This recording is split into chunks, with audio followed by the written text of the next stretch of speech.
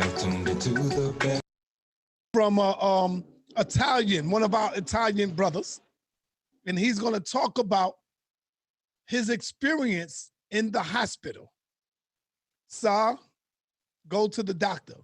No, I'm not going to the doctor. No, I'm not going there. I would probably go and get tested, but I am not going in the doctor. I'm not going in the hospital. Them motherfuckers are killing our people. Yeah. And understand, family, you can't be there. None of your loved ones could be around. Why is that? Because they are taking advantage of you, man. I've been saying this for the longest, but nobody want to listen to me. Nobody want to listen. If I go to the doctor and they say, yeah, brother, just stand, yeah, you positive. You know what they're going to tell me to do? Go home and stay in the house in quarantine. I've been doing that. They ain't giving me nothing. They not going to give me no medicine. So go there for what?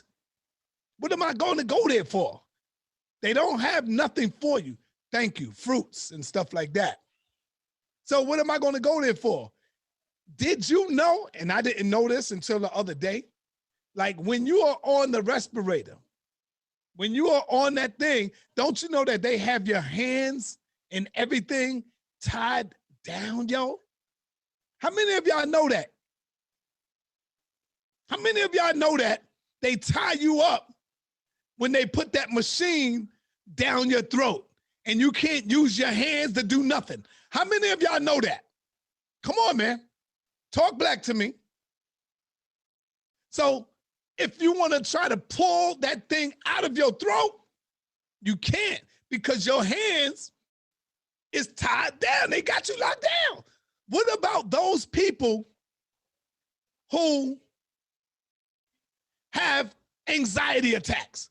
Like, for example, if you tie somebody down, they got anxiety attacks. Like, yo, let me go. Why are you doing this? They start freaking out because they can't move. Y'all feel me? And so because they freak out, that's what helps kill them as well. When that respirator thing is down your throat, don't you know that it can also cause a pneumonia? You can have pneumonia because the phlegm is still down there where you can't bring it up and get it out your system. It suppresses it down inside of you. And now they got your hands locked down where you can't do nothing. But there was a brother who accidentally broke his hands free. And when he broke his hands free, he pulled the tube out of his throat. He was pulling it out of his throat. And when the doctors came running in, family, he shouted at the top of his lungs, I can breathe on my own. I can breathe on my own. Why are y'all trying to put me to this respirator? I can breathe on my own. And he said, look. And he was showing the doctor. They was trying to kill him, yo. They've been doing this for a long time. Don't do it, sir. What is you talking about? Don't do what? Family, this is real shit. What I'm telling you. I've been told y'all that. Sir, where did you hear that story? I'm going to play it in a minute for y'all. Shout out to my brother that sent it to me.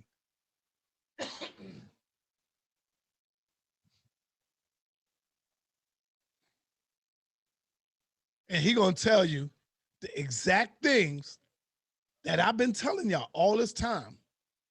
It's just that now he experienced it. He's seen it. Before we go to the video, I'll get some callers. Let's get some callers, y'all. You see what Jabari now coming on saying. Jabari is saying, instead of Jabari saying, Sarnetta, you know what? You right, brother. You was right all along. Nah, Jabari want to dress it up in another way. Yo, I think it's something wrong with the system. And come on, Jabari, stop. Stop it. Let's get some callers in here, y'all. Before I go with the video. If y'all don't want, I could go straight with the video. I'm going to wait for a minute.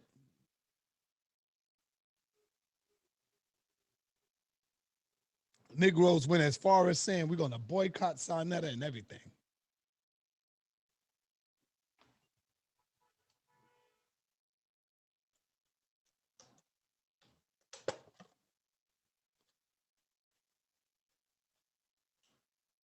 Come on, I'm going to wait.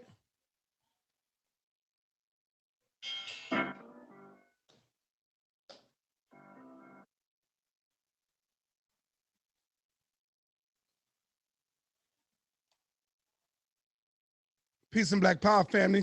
What's your name and where you calling from? Peace. I just Rodney calling from Waldorf, Maryland, right outside of D.C. What's going on with you? Everything is cool. What's happening, man? Talk about it. Chilling. Yo, so with what you talking about? Just this is a new week now. Week before last, a homie of mine from high school just transitioned. So when a mutual buddy of mine told me about it, he gave me the backstory of it. He had went to West Virginia back like in '08, and he got involved with a white woman. So long story short, he had asked for his number, and he was like, look, man, I can't, you have to put it in my phone. He's like, why you can't just put the number in for me? He was like, because they can see, they're watching me through my eyes. So that was that. Now fast forward up to maybe a couple of weeks ago, last week, we got to the funeral last week. Tim could go in at a time or whatever. They say his brother said he went to the hospital. He wasn't feeling well. So the doctors, they couldn't find anything wrong with him. So next thing you know, he just up and died from COVID-19. But they couldn't find nothing wrong with him. So now he wasn't an organ donor, but they was asking for his organs at the same time. Wow. So if you don't know what he died from, yeah, I'm listening. Go ahead, brother. Oh, so if you don't know what he died from, he wasn't an organ donor, but y'all saying he died from COVID-19. Why do you want his organs? What they didn't know, he had a family member working in the hospital, and they found all this out. So, see that? They're killing people, man. I'm trying to tell you. Thank you, brother. I needed that information. Thanks a lot. No problem, peace. All right, peace. Family, don't you know that every covert person turns up and you put that tag on them, covert-19? Don't you know the hospital get paid more money for everybody who come in with the covert-19? He get paid. I need somebody to Google that for me and find out how much they get paid for every covert-19 patient. So what we're going to do right now is we're going to go to the video. Let's go to a video. And I want y'all to really listen. Listen, man. Don't tell me it's boring. You got to listen. Please. Listen to this brother. Eat a slice of pizza, bro. New York City pizza. It's the best. It's my home. Lived here my whole life. Born right here in Manhattan. Raised in the Bronx. Get ready for this shit. Because I'm coming at you, bro.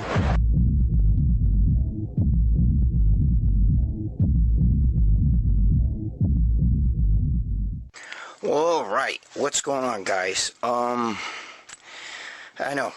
I've been trying to get to do some videos for the channel here, but I've been really busy. I mean, it hasn't been easy for me because I keep, getting setbacks with the throat. So, all right. Before I get into that, I was just going to tell you real fast what's with the throat. Now, you see me on RX Muscle. You see me on Muscle Sport Mag, YouTube channel. You see me on boy in there, and he was alone, maybe about 10 years old and stuff. But he couldn't have parents there. He couldn't have anybody there. This is my thoughts, and then I'm going to give you my story about it, so you guys might find this very interesting. First off, there's a cop who was living not far from where I live, 40 years old, built, great shape, worked out every day, was an ex-Marine. I think he was 40 years old. He got the coronavirus, and he died, right?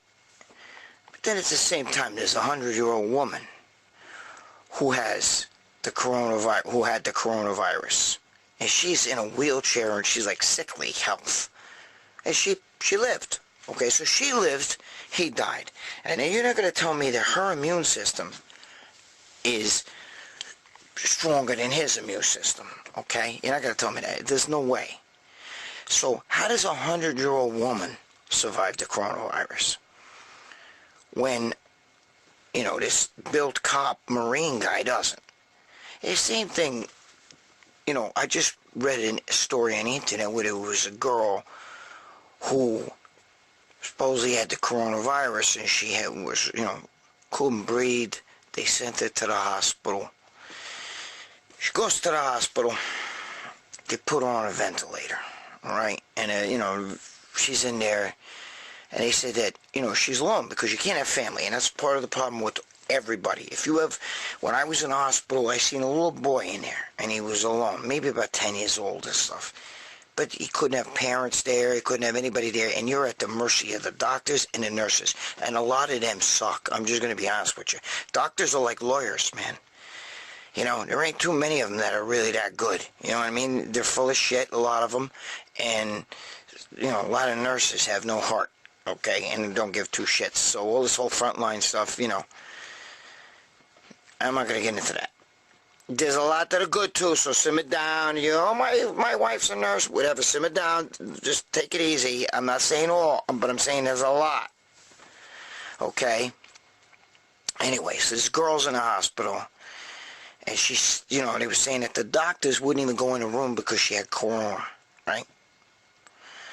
And then, you know, she's on this ventilator, and only the nurses would go in the room, and doctors avoided it. She hadn't actually seen a doctor at all. So finally, her family, she couldn't have any family there. She's all alone, and this shit's, you know, she's having trouble. So they take her out of the hospital, eventually, family, and they get her home. And she was doing good for a couple of days. They had her on like a breathing machine at home. And then it got bad. Dies. She dies of the corona. And then you find out it wasn't corona at all. Okay? It wasn't corona at all. She died of lung cancer. What happened was she had, I think, a colon cancer or some other cancer that had spread to her lungs, and they didn't know it.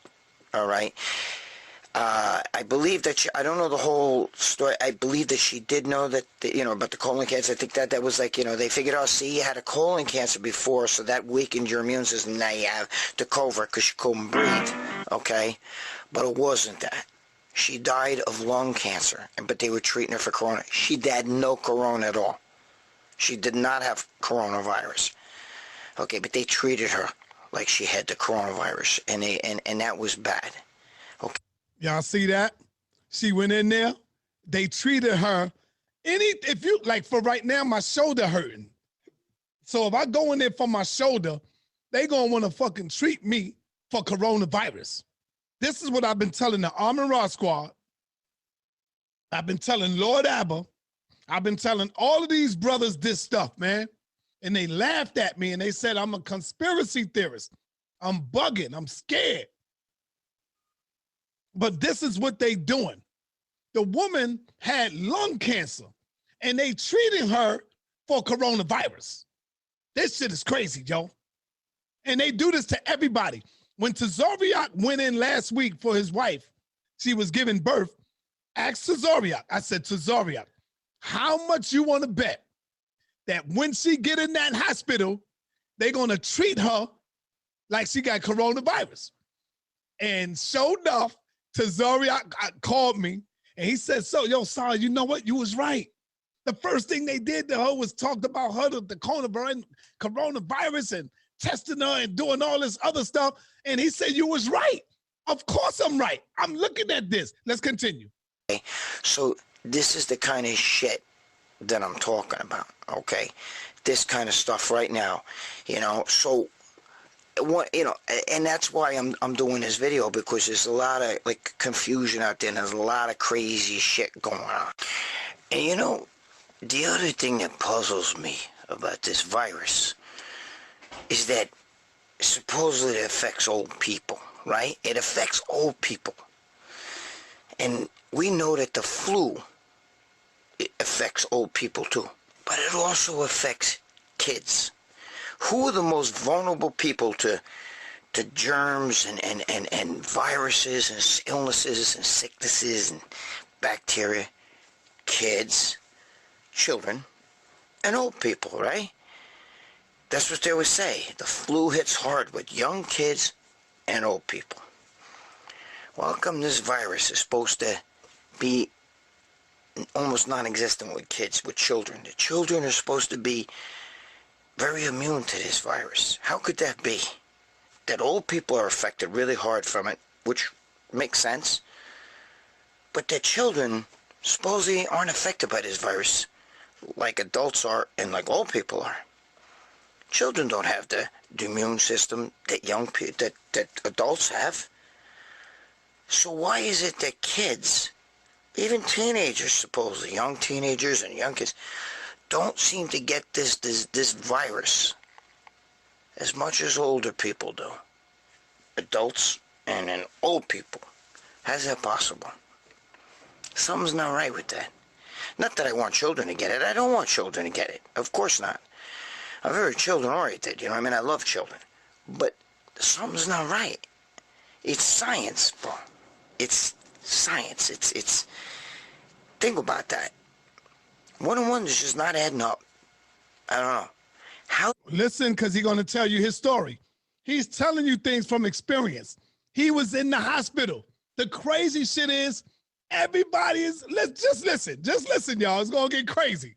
How come this epidemic, if this is a real true pandemic, okay, like the Black Plague, children and old people would be the first to go, which I'm glad children are not.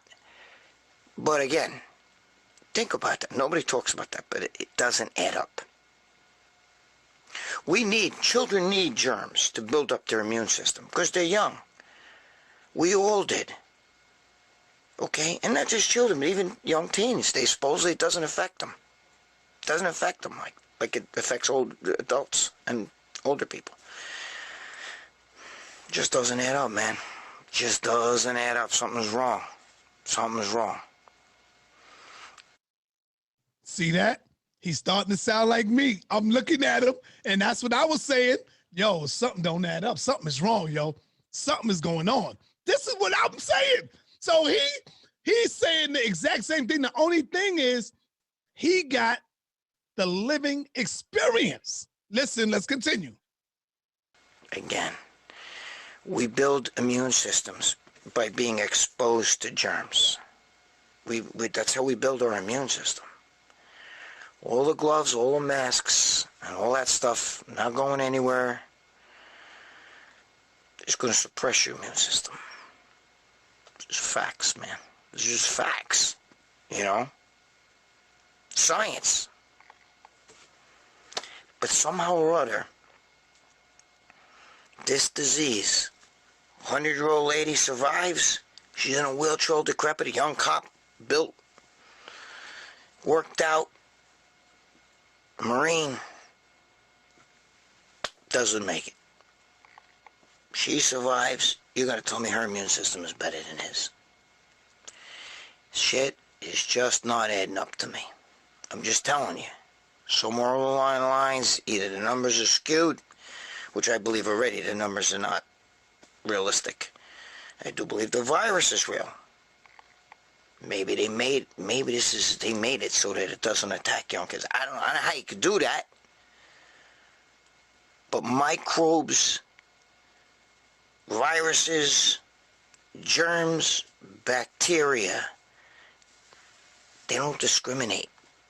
And the reason why the young kids, because their immune systems aren't developed yet, okay? And the adults, their immune system is compromised because now they're old. You're going to tell me that this virus picks and chooses? It's just... Hey, listen. I'm just giving you food for thought. This is just my perception of things, right? I mean, kind of reminds me of, you know, the movie My Cousin Vinny. All New York Italians, all us New York Guinea bastards, we could relate to that movie. Okay? But it kind of reminds me of that. Remember when he's telling the guy that, was cooking his grits, and he said, are you telling me that your grit, he asked him if you cooked, instant grits or regular grits, grits, and he goes, no self-respecting Southerner would ever eat instant grits. So he's telling me a grit in your kitchen cooks faster.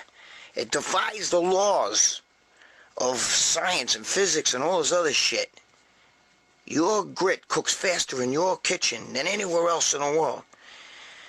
What I'm trying to tell you, okay, is you're telling me that this virus bypasses kids, teenagers, and all that shit, and only goes to adults and old people? Are you telling me that? Are you telling me that a grit cooks faster in your kitchen than anywhere else? Is that what you're telling me? Is that what you're telling me? Come on. And after a while, you don't know who to believe. I mean, that guy, Dr. Fauci, in 2000, well, I'm getting into stuff, so sit here and listen, and I'm going to tell you my story. So, you listen to Dr. Fauci, and at first, in 2017, he said this president's going to go through a pandemic like nothing you've ever seen. It's going to bring down this presidency. He said that. And sure, how did he know that in 2017? Then you find out that his little group that he works with and company also works along with the Wuhan place, okay, over there in China, and they finance a lot of that studying, which, okay, is a little bit shady, but it's not bad. It's normal, I guess it's kind of normal. They're working in conjunction with each other. But how did he know in 2017 say that this president is going to come down with a pandemic like nothing else? Okay, first of all. Second of all, he's a starch Democrat. Okay, there's a lot of shit about him on the internet. But you can't go by what just... Because he knew that's when they was going to release it. Let's continue. You got to go by what he says. And his words were that at first, when Trump closed down, traveling, everybody, all the CNN guys, all the Democrats, everybody started saying, oh, you're overreacting. This is pure case of xenophobia, you know what I mean? That's racist. That's all this other bullshit. Fauci didn't say it was racist or anything, but he said it's overreacting. At first he said it's fine, everything's fine, there's no need to panic, this and that. Then they all changed their tune. Now Trump didn't act fast enough. Now, it's not, didn't come from Wuhan. It's, you got idiots like Cuomo say European virus. This is not a European virus. You know what I mean? Be a man. Stop fucking around. Anyway, so you got Fauci saying all this shit, saying then even the fucking Surgeon General, don't worry, you don't need a mask, you don't need gloves. Now you need a mask, now you need gloves.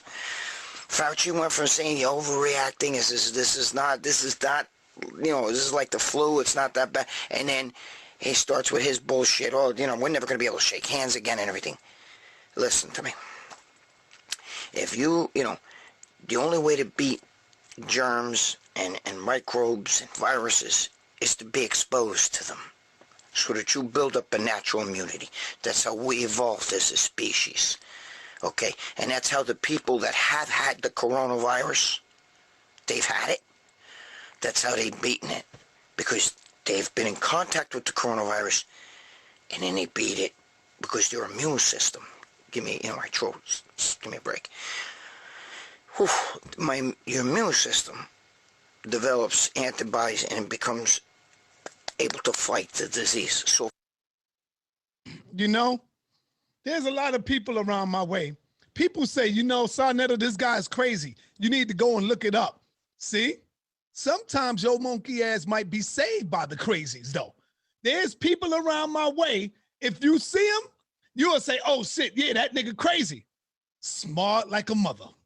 And I could say, yeah, that nigga crazy. But if you took the time to talk to those who you think is crazy, you'll find out that they smarter than what you have ever gave them credit for, bro. So just because you might think he may be sounding a little wacko or crazy on the other tip, family, this might be the one that you overlook the message and say, nah, that nigga crazy. I ain't listening to that nigga crazy. And realize that this could be the smartest goddamn dude that you have just disassociated yourself with. I seen so many people who the block would say, yo, that nigga crazy. But if you took the time, like I did 5 years. I did 5 years in Clinton Correctional Facility. And it was niggas in there that was crazy as shit. But when you sit down in front of them and talk to them, and you will realize how smart and intelligent they are. That's what I'm trying to tell you. You don't have to believe me, man.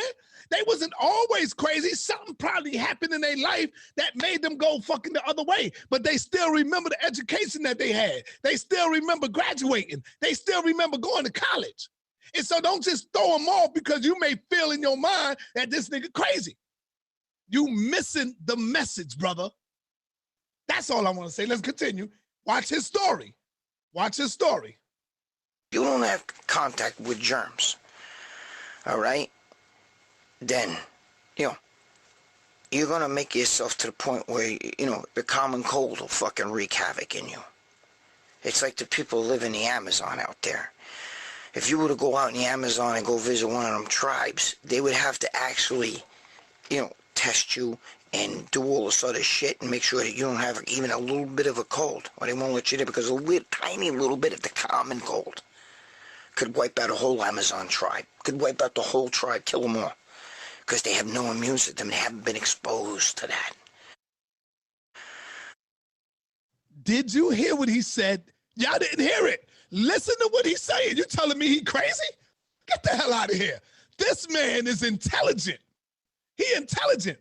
He said, man, in some communities, you could come up with a cold and wipe out a whole goddamn nation because their immune system is not immune to a cold. Like you go to certain places in Africa that's not immune to this shit. In order to get immune, you gotta get a virus. You gotta get the sickness. You gotta get sick in order for your immune to fight it off because you got antibodies that's already inside of you that fights off the virus. And then you become what? Immune to it. Like all the diseases that we had, the SARS and all this other shit.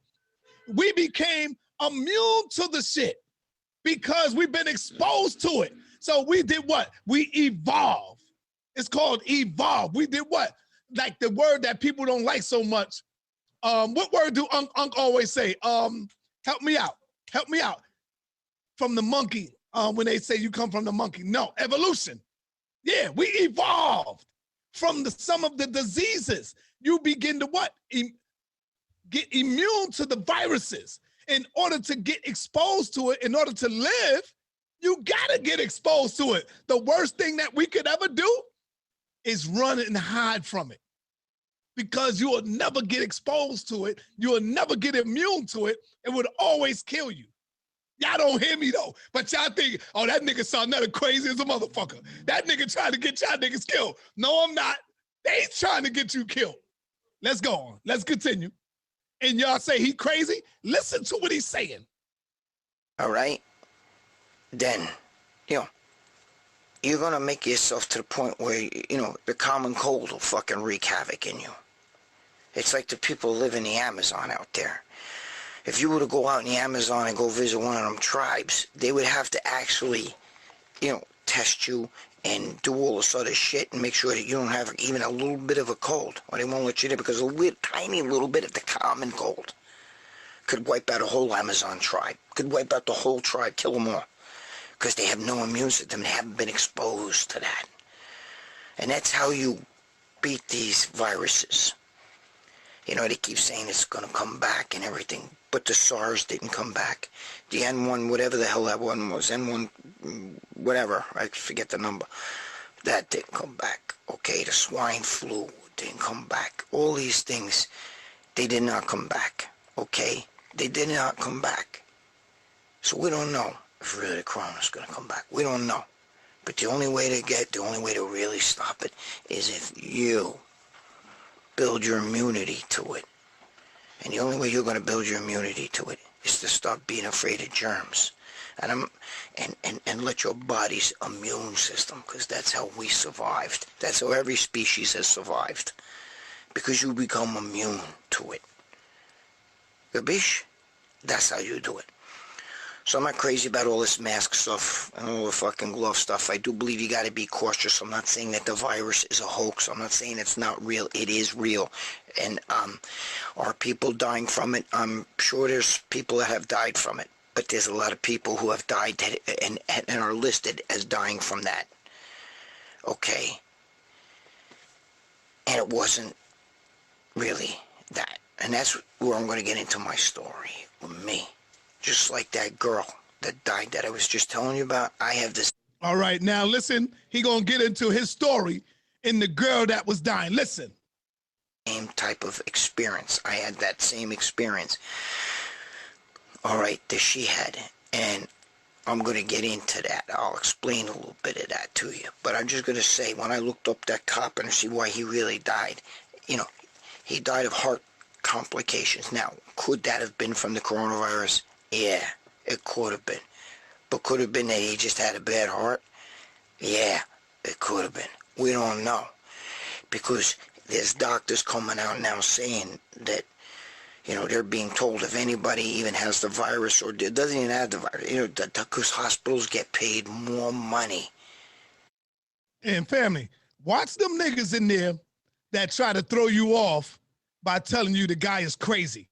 That nigga, those the niggas that's probably been paid off or informants that's trying to not get us to listen to the message of what he's saying. Watch them niggas. When they say these niggas are crazy, nah, nigga, I'm watching your ass. Because to me, he sound right and exact. Your ass is crazy. I'm watching your ass. You probably an agent trying to throw us off. Let's go.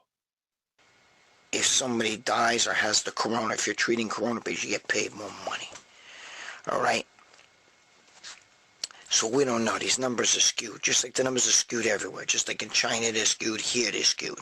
Okay? Because it's all about the money. And everybody's getting paid. The hospitals, they make a shkarol with the fucking coronavirus. Okay? It's a fact. Did you hear him? Everybody getting paid, yo. That's what it is. The hospitals get paid. You come in, he came in, you come in and you ain't got no damn corona, but they're gonna give you that corona because corona patients you get paid with that. Come on, man, this is a conspiracy. Listen. I already made a video, so some of you people who want to know what happened to me, right after it happened, I made the video. They said I was rushed back to the hospital. Okay, and I tell you the story of what happened to me in the shittiest fucking hospital, bro. Let me just tell you, the fucking people, they suck. But let me get into the reason why I'm telling you this. Just listen to me, because again, it goes back to that story with the girl where she was in the hospital alone, no family to say, hey, how come she doesn't have any water? How come, can you get her a pillow? Her head's not right. Wait, why do you have her on a ventilator? You know, how come no doctors have seen her? You know, when your family isn't there to look out for you, okay, don't trust them to look out. They're not going to look out for you, okay? I'm not putting down all nurses or all doctors or any of that stuff. There's good doctors, there's great nurses, great doctors and everything out there, but there's also a lot of shit out there, okay? There's a lot of shit. There's people who it's just their job, you know? Understand that. When you go in there for that corona, your loved ones is nowhere around. Your girl, your wife can't even be there. Why they can't put on the clothes to protect themselves, but to also go in there to make sure you all right? Because they treat you like shit. They don't even come in there to check on you. They just wait for you to die because they're going to get the check regardless. Regardless. In order for the people to buy into it, a lot of you got to die. Casualties. Watch that video so you'll know the story about everything that happened to me. Now, here's where we get to the part where me with the coronavirus. First of all, I'm strapped down. Let me get to the part where, you know, I've already told you this, but let me get to the part why. I'm strapped down, okay? And I got to be honest with you. A lot of you people don't understand this, all right? But, and I'm not a holy roller. I believe in God. I'm very, very into it. Now, you may not believe in God. You may say there's no such thing. He doesn't exist. Well, I beg to differ with you because I'm going to be honest with you. I've had a lot of experiences with different things. We could get into that in another video, because this is not a holy roller video, and it's not a video, but I got to be honest with you. I prayed to God when I was, because they would not take the tubes out of my throat. I'm on a ventilator. Okay, I'm on a ventilator. Did you hear this? They would not take the tubes out of his throat. He's tied down. Did y'all know that they tie you down when they got the ventilators in your throat, where you can't move, where you can't even try to get it out your throat? Why is that? Why? Because if you can't breathe, why is they tying you down? Because they don't want you to pull that goddamn tube out of your throat. They need that tube in your throat to finish the job. And I'm in a hospital, which is known, I'm in ground zero for corona patients. So remember, in New York and in America at one point, you had them up in Seattle, but you also had in New Rochelle, New York. You had, which is where, near where I live, okay? Which is right, you know, it's a suburb of New York City. It's right there, okay? Where New York City is, you know, it's in Westchester. That's where I live. And that was ground zero for the coronavirus. And all those patients were in the same hospital I was. And we were all in ICU together. Now listen, one guy freaked out when I told this story on Muscle Sport magazine. He's like, nah, you can't be it. I was in the corona. No, it was actually on Instagram. He's like, nah, I had the coronavirus. You know what I mean? And I was in the hospital, and you don't mix people. Momo, listen to me. Every hospital's different. Okay? In the ICU, there's different rooms. You're all in the same ICU in rooms like this, see? And that's where I was. There was all coronas next to me in both rooms. In all the rooms. Both sides is what I meant. So, you know, I didn't realize this till later on. My girlfriend's the one who actually brought this out, and I'm reading the story, and all the shit hits me because, and I've been talking about this for a little bit, but remember, the hospitals get money for corona patients. So I'm sitting there, and I got this tube down my throat, and I'm like Lou was saying, God, please help me. I can't. They're not listening to me. Somehow or other, I got to get this tube out of my throat. And I tell you this story where, they had me tied to the gurney, and I snapped the reins, and I get up and I pulled the tubes out. But I got to be honest with you, all right? I didn't snap the reins because I said, fuck, I got to get these tubes out. What happened was, I was laying there. I tested them a few times to see if there was, because I was saying in my head, if I need to snap these things, I'm going to snap them. But that's not how I snapped them. I snapped them out of instinct. What happened was this. I started gagging because the tubes were in my throat, and I was moving around a lot, and I'm trying to, wiggle around, and they started making me gag. Like you puke, you know what I mean? Because they're down your throat. So in that motion, I sat up. And as I sat up, I snapped the reins, not purposely. They just snapped. You know what I mean? I did it, but I wasn't saying, let me snap the reins. I sat up because I was like this, and then I snapped them. And as soon as I snapped them, I jumped up, and I realized that the tubes, I jumped off the bed, and I realized the tubes are still in my mouth, so I pull the tubes out of my mouth, and I throw them on the ground. And I tell them, listen, look, I can breathe. I could breathe on my own. I don't need a fucking breathing tube. I've been telling you people, get this out of me. Why am I on a breathing tube? Why am I on a breathing tube? Why was I on a breathing tube? Listen to me. If you went to the doctor for a sore throat, and the doctor says to you, I'm going to put your arm in a cast. And you guys say, well, wait a minute. I'm here for a sore throat. What do I need an arm? My arm is fine. Why? What do I need a cast on my arm? No, I'm going to put your arm in a cast. Why is he putting your arm in a cast? And then you find out for every broken arm he treats, he gets extra money. Okay? You didn't have a broken arm. Your arm was fine.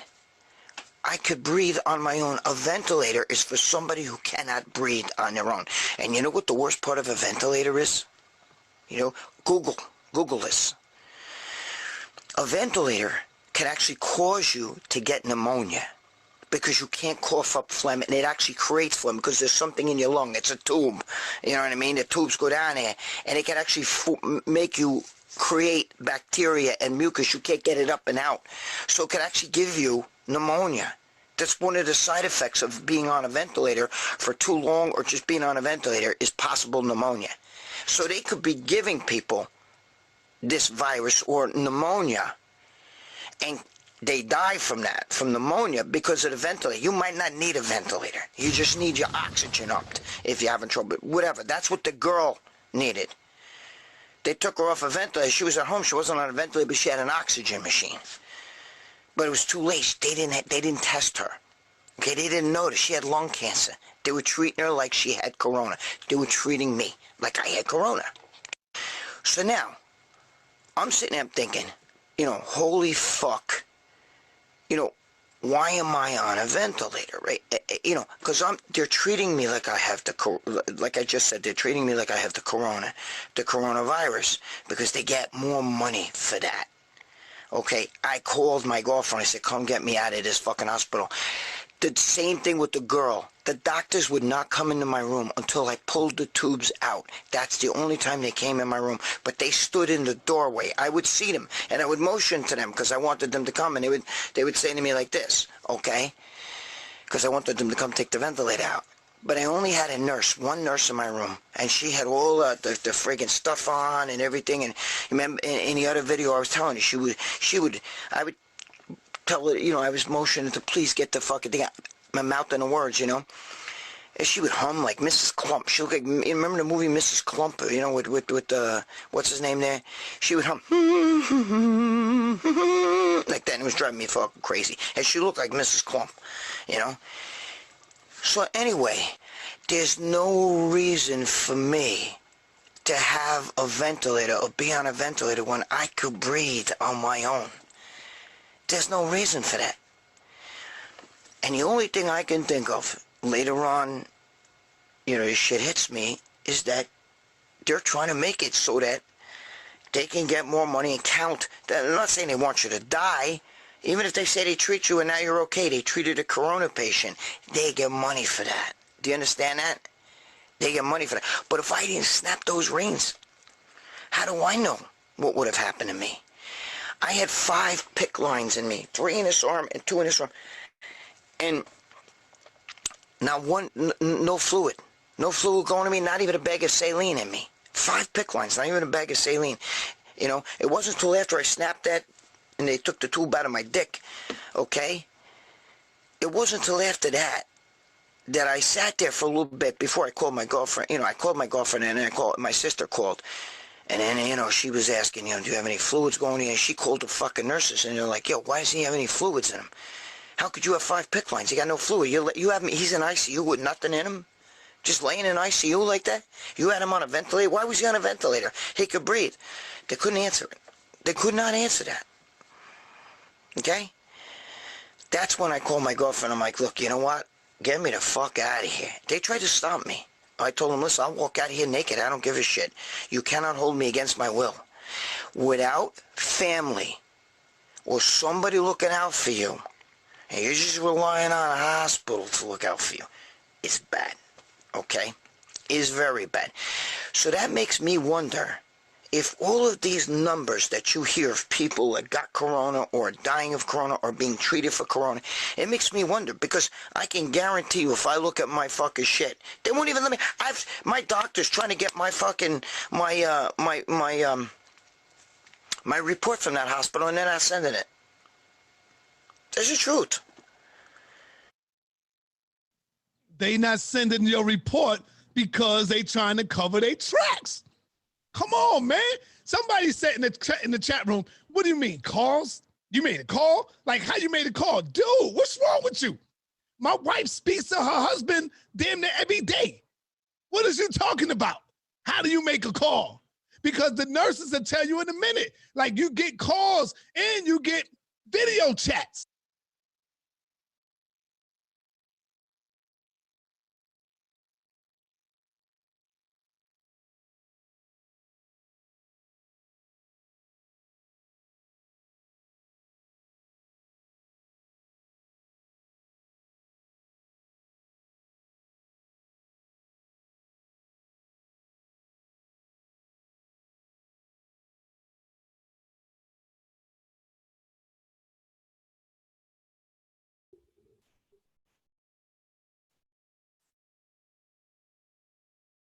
Peace. Can you hear me?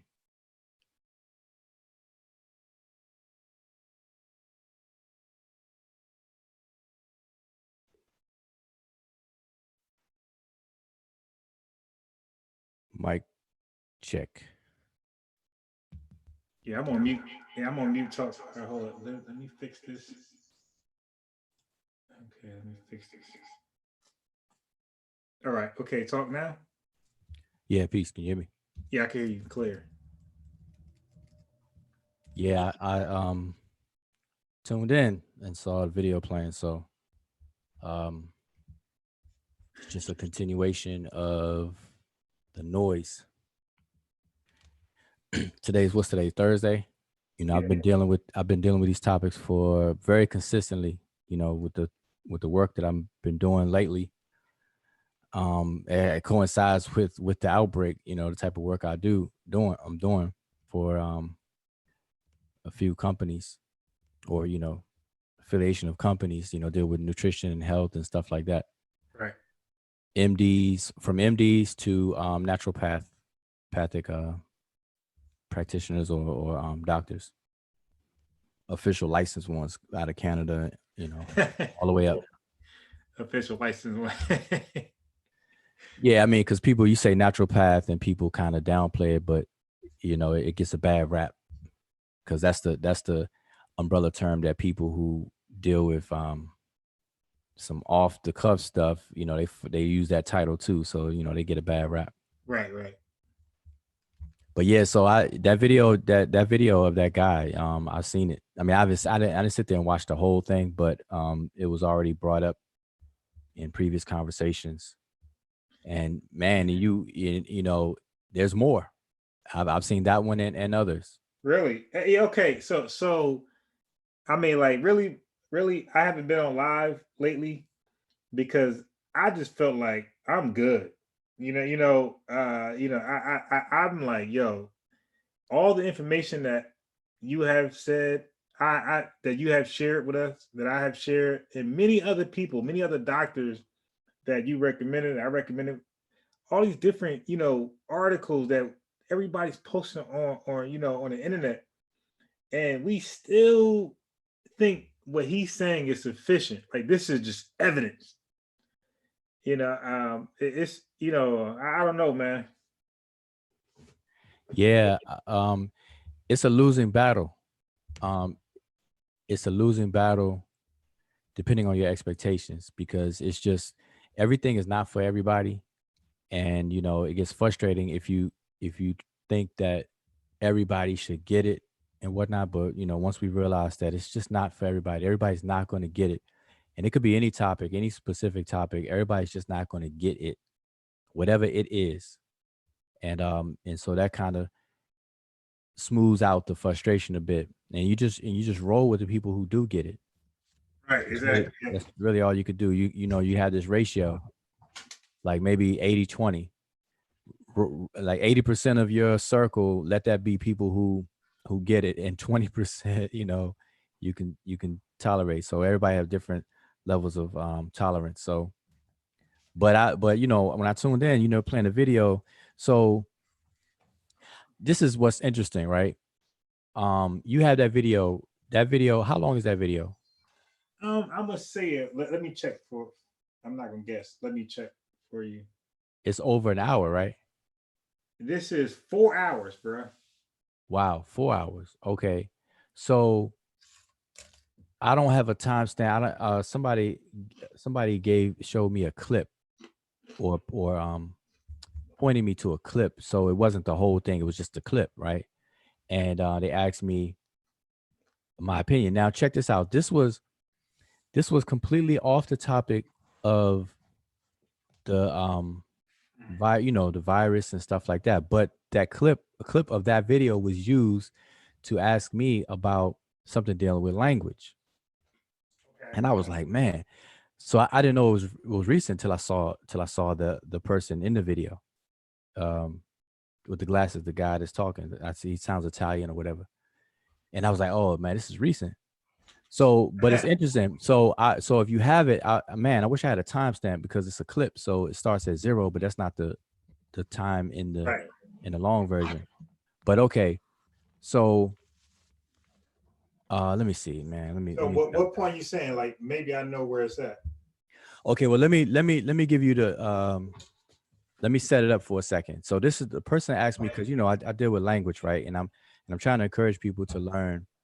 I deal with the Egyptian language specifically, but I've been consistently trying to encourage people to learn semantics, pragmatics, and stuff like that. Period. Just other aspects of language and Do you linguistics. have something going on with that? Now I don't have a formal class with that part. I have formal classes with the Egyptian language, Right. but it's connected. See, it's connected, but it deserves its own course, and I don't have that going on right now. So I just kind of give people breadcrumbs and direct them to get some books and stuff like that. So somebody gave me the clip, and it deals with communication because I had a nice build about communication, and basically a lot of disagreements around the world, a lot of world problems, a lot of problems in people's personal life, from sibling to sibling, child to parent, loved one to loved one, countries to countries, you name it. Most conflicts are based on miscommunication, and most miscommunication is due to a misfiring or this not being in sync with the other person or the other group or whatever the case is. And so I had a whole build on that. I had a nice long build on that. So anyway, long story short, somebody sent me this video clip and asked me to address it because it fits right into my long build that I had with a small group of people. And so what it is, it's one word. It's to show how one word can totally change the trajectory of a conversation. And so because the way what I told them and I tell people is like you firing a laser gun. You know how a laser is like accurate, it's point straight, and Right. it's nothing but straight, right? So if you had some vice grips, if you were able to have a laser beam on some vices where no human error, you tie it down, right? And you turn it on and you put a bullseye in front of it. So let's say you put the bullseye at 20 yards and you aim it to the bullseye. So it's dead center, dead center. And then depending on the level, obviously the level of the beam and everything, it will continue to be accurate no matter how far you pull that target away from it. So you go from 20 yards to 30 yards and so on and so forth until you start getting to the curvature of the earth and all that kind of stuff. So I'm not talking about that far, but but for the most point, it's accurate, right? And so but now check this out. So let's say it's accurate to 20 yards, 100 yards, a football field. Now, if you walk back to the origin of the beam, which is the laser itself, and you angle it just 1 degree up, 1 degree, just 1 degree out of 360 degrees, 1 degree up, it will no longer, not only will it not hit the bullseye of the target, but it won't even be on the target at all at 100 yards out. And it's not until you get closer and closer that the beam will be on the target somewhere, and then closer and closer, it will start getting closer to the bullseye. So we're dealing with angles, right? Anyway, that's how conversations can go. It's about trajectory. And so if you don't meet the bullseye, if you don't hit it on the mark, then you're going to end up being wrong. How wrong you are is what people can tolerate in terms of communication. It's called a semantic field. This we get to pragmatics and semantics, where people can be off target, off the bullseye, I should say, but still be on somewhere on the target, and you can figure out what people mean and what people mean by what they say and how they use the words and stuff like that, and you can still have a decent, successful communication. But when people are completely off the target, that's when all hell breaks loose in communication, whatever the case is. So anyway, so one word, all it takes is one word, and I gave an example when I was talking to folks, but this example beats the cake. All right, so I'm gonna find where it is, because I want you to play it, because I'm gonna ask you your opinion about it. So if you have something to talk about, let me give me like 2 minutes to find this I want to give you a timestamp. So if you're still there, because I know you got a habit of walking away and making a whole dinner, sandwiches and everything. And I don't like this dead space. I bet you Unbias walked away. He could probably hear me, but he probably walked away right now. Yep, he's gonna come back and say, "Yep, you're right. I did walk away." All right. Can you hear me? Yeah. Okay. Yeah. It's that time I got to take this laptop store and get this battery issue fixed. Yeah. So you were going to do something real fast. You said you was going to find. No, I was saying, give me like 2 minutes. I didn't, Okay. I want to give you a timestamp so you can play this, the video, this clip. I only have like a very small clip as a teacher moment, and it was perfect. It was absolutely perfect for what I was saying to this group of people prior to it. But it's gonna tie into the health thing. But anyway, so give me 2 minutes. I know. Yeah, this is you funny as hell. Yeah, you said it looked like I was in good out of a bag.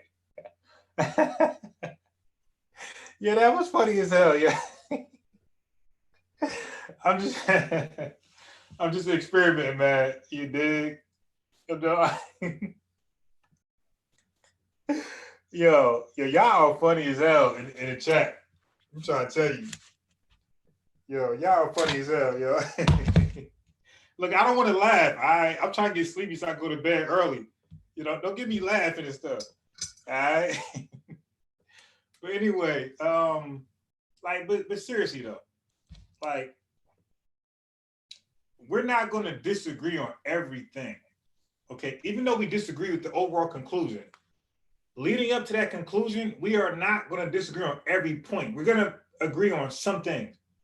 Okay, and that's okay. You dig? Just because you agree on certain things doesn't mean your conclusion is necessarily flawed. It means that we're working towards how you came to that conclusion or how I came to my conclusion. So what I found out is when I talk to people, you dig, about certain events or certain things, it doesn't matter what it is, and we go from point to point to point, you see that they lose integrity, where they just can't answer a question. You know, you'll hear people say, I will ask a flat out question, and they will say, go ahead, Unbias, you're finished talking. Like, dude, I'm just trying to establish what we agree upon, like, because I don't want to keep talking it past that point. If that point is not accepted, I'm going to stay right there. Let's talk about that. I'm only interested in going past that point if you accept it. You did. Why go past that point if you disagree? Let's stay right there. But that point, the person actually don't disagree with, but they just don't want to say, okay, I'm cool. That's a good point, or I have no problem with it. You dig? And that's a huge issue, you know, amongst people, period. You know what I mean? No race, just people, period. Like, we just can't maintain integrity. You know, I can disagree with you, your overall conclusion, but I might agree on certain parts. Like I was telling my boy who's like very, very spiritual, and I was just simply saying, I can see why people are spiritual. I can see why people believe in a God. So therefore, I would never argue with them on their personal beliefs. You dig?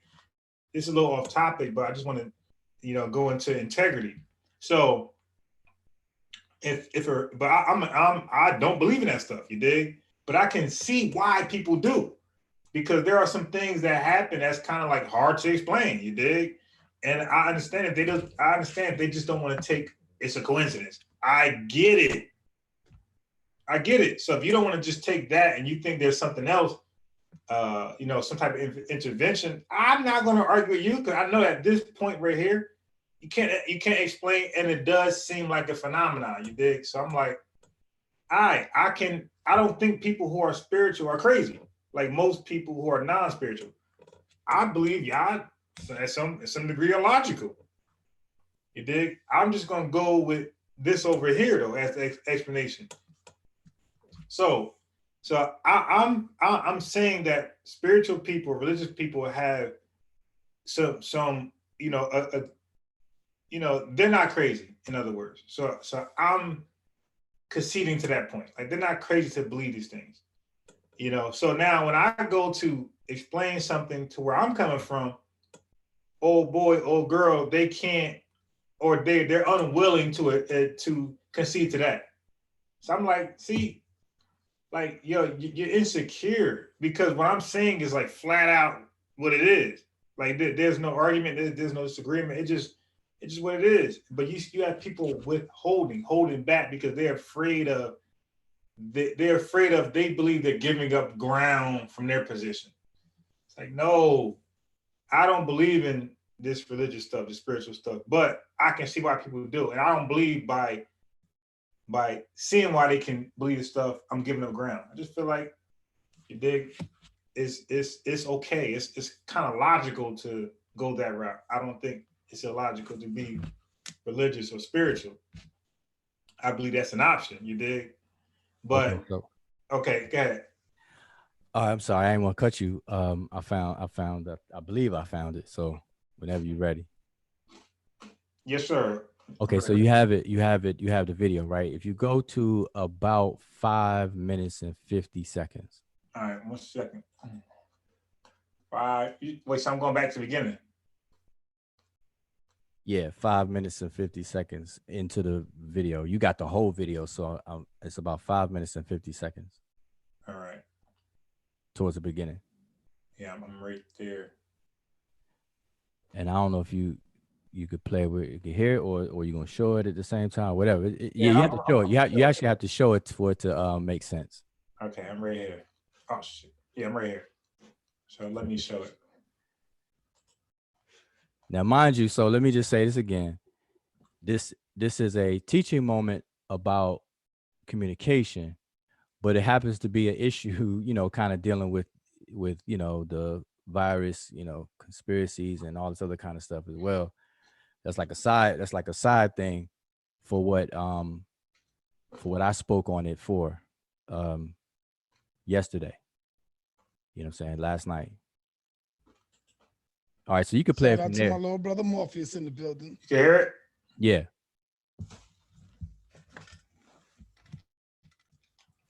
Jabari hit me up today. Shout out to my little brother Jabari and his beautiful wife. Shout out to you, brother. But Jabari hit me up and he said, I'm hearing an echo real quick though. what is killing black people during the COVID-19? Now I hear it directly, but it sounds like I'm hearing it through one of your speakers also or something. I'm gonna mute my mic 1 second. So mute my mic. You should hear it. You should hear it. Perfect. 19 pandemic is actually institutional and environmental racism. Jabari hit me up and he said, what is killing black people during the COVID-19 pandemic is actually institutional and environmental racism. I want y'all to see this because my little brother Jabari, instead of saying, Sarnetta, you was right and I should have listened to you, but he ain't gonna do that. Jabari is not gonna do that. He's trying to dress it up in a nice way. Shout out to my brother though. All right. What is killing black people during the COVID-19 pandemic is actually institutional and environmental racism. This virus was not man-made, but distributed by the government. I'm gonna say that again. But distributed by the government. But the conditions what makes us sicker and die more frequently are part of the white supremacy system. I want to say that again, y'all. Look at it. Stop. Jabari, text me. Y'all see? Okay, so just so far, what did you hear? What did you hear that Jabari text. Okay, so I heard that the government was responsible for the virus being here. Right. That it's not man-made. He said it's not man-made, but the government distributed, but it Right. was distributed by the government. Right. Okay. So, and that was emphasized. It was read twice. You saw that Right. three times, emphasized and everything. Okay. So now let it play. I'm gonna tell you to stop it again, but let it play. All right.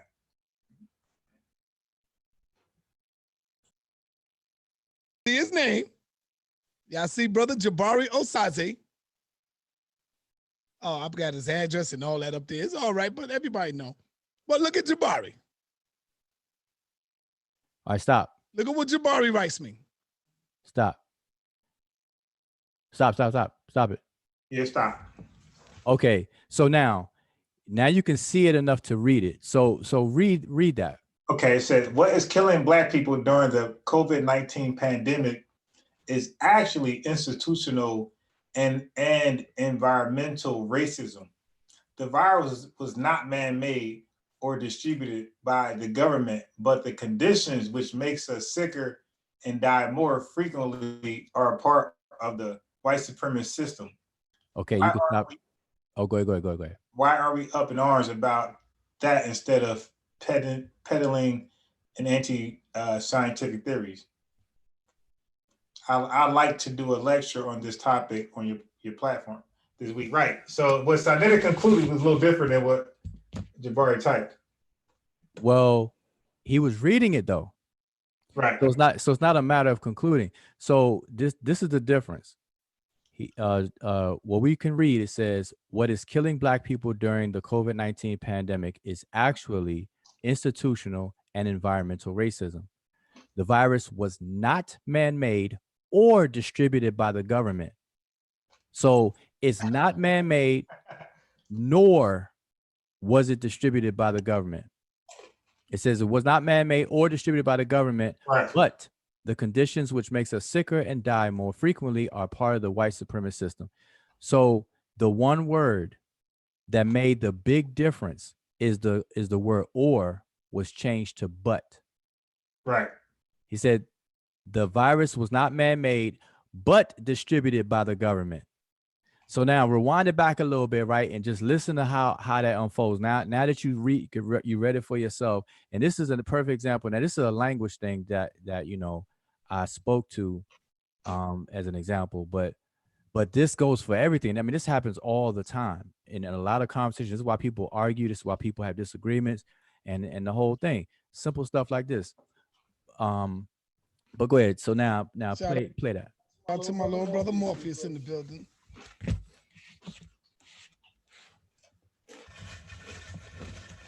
Jabari hit me up today. Shout out to my little brother Jabari and his beautiful wife. Echoing again. Shout out to you, brother. It's echoing again. But Jabari hit me up and he said, what is killing Black people during the COVID-19 pandemic is actually institutional and environmental racism. I want y'all to see this because my little brother Jabari, instead of saying, Sarnetta, you was right and I should have listened to you, but he ain't gonna do that. Jabari is not gonna do that. He's trying to dress it up in a nice way. Shout out to my brother though, all right? What is killing Black people during the COVID-19 pandemic is actually institutional and environmental racism. This virus was not man-made, but distributed by the government. I'm gonna say that again. Distributed by the government. But the conditions what makes us sicker and die more frequently are part of the white supremacy system. I want to say that again, y'all. Look at it. Jabari text me. Y'all see his name. Yeah, I see brother Jabari Osaze. Oh, I've got his address and all that up there. It's all right, but everybody know. But look at Jabari.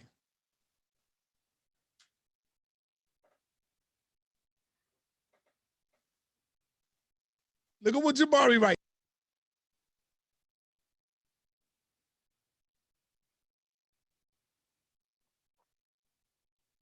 Me.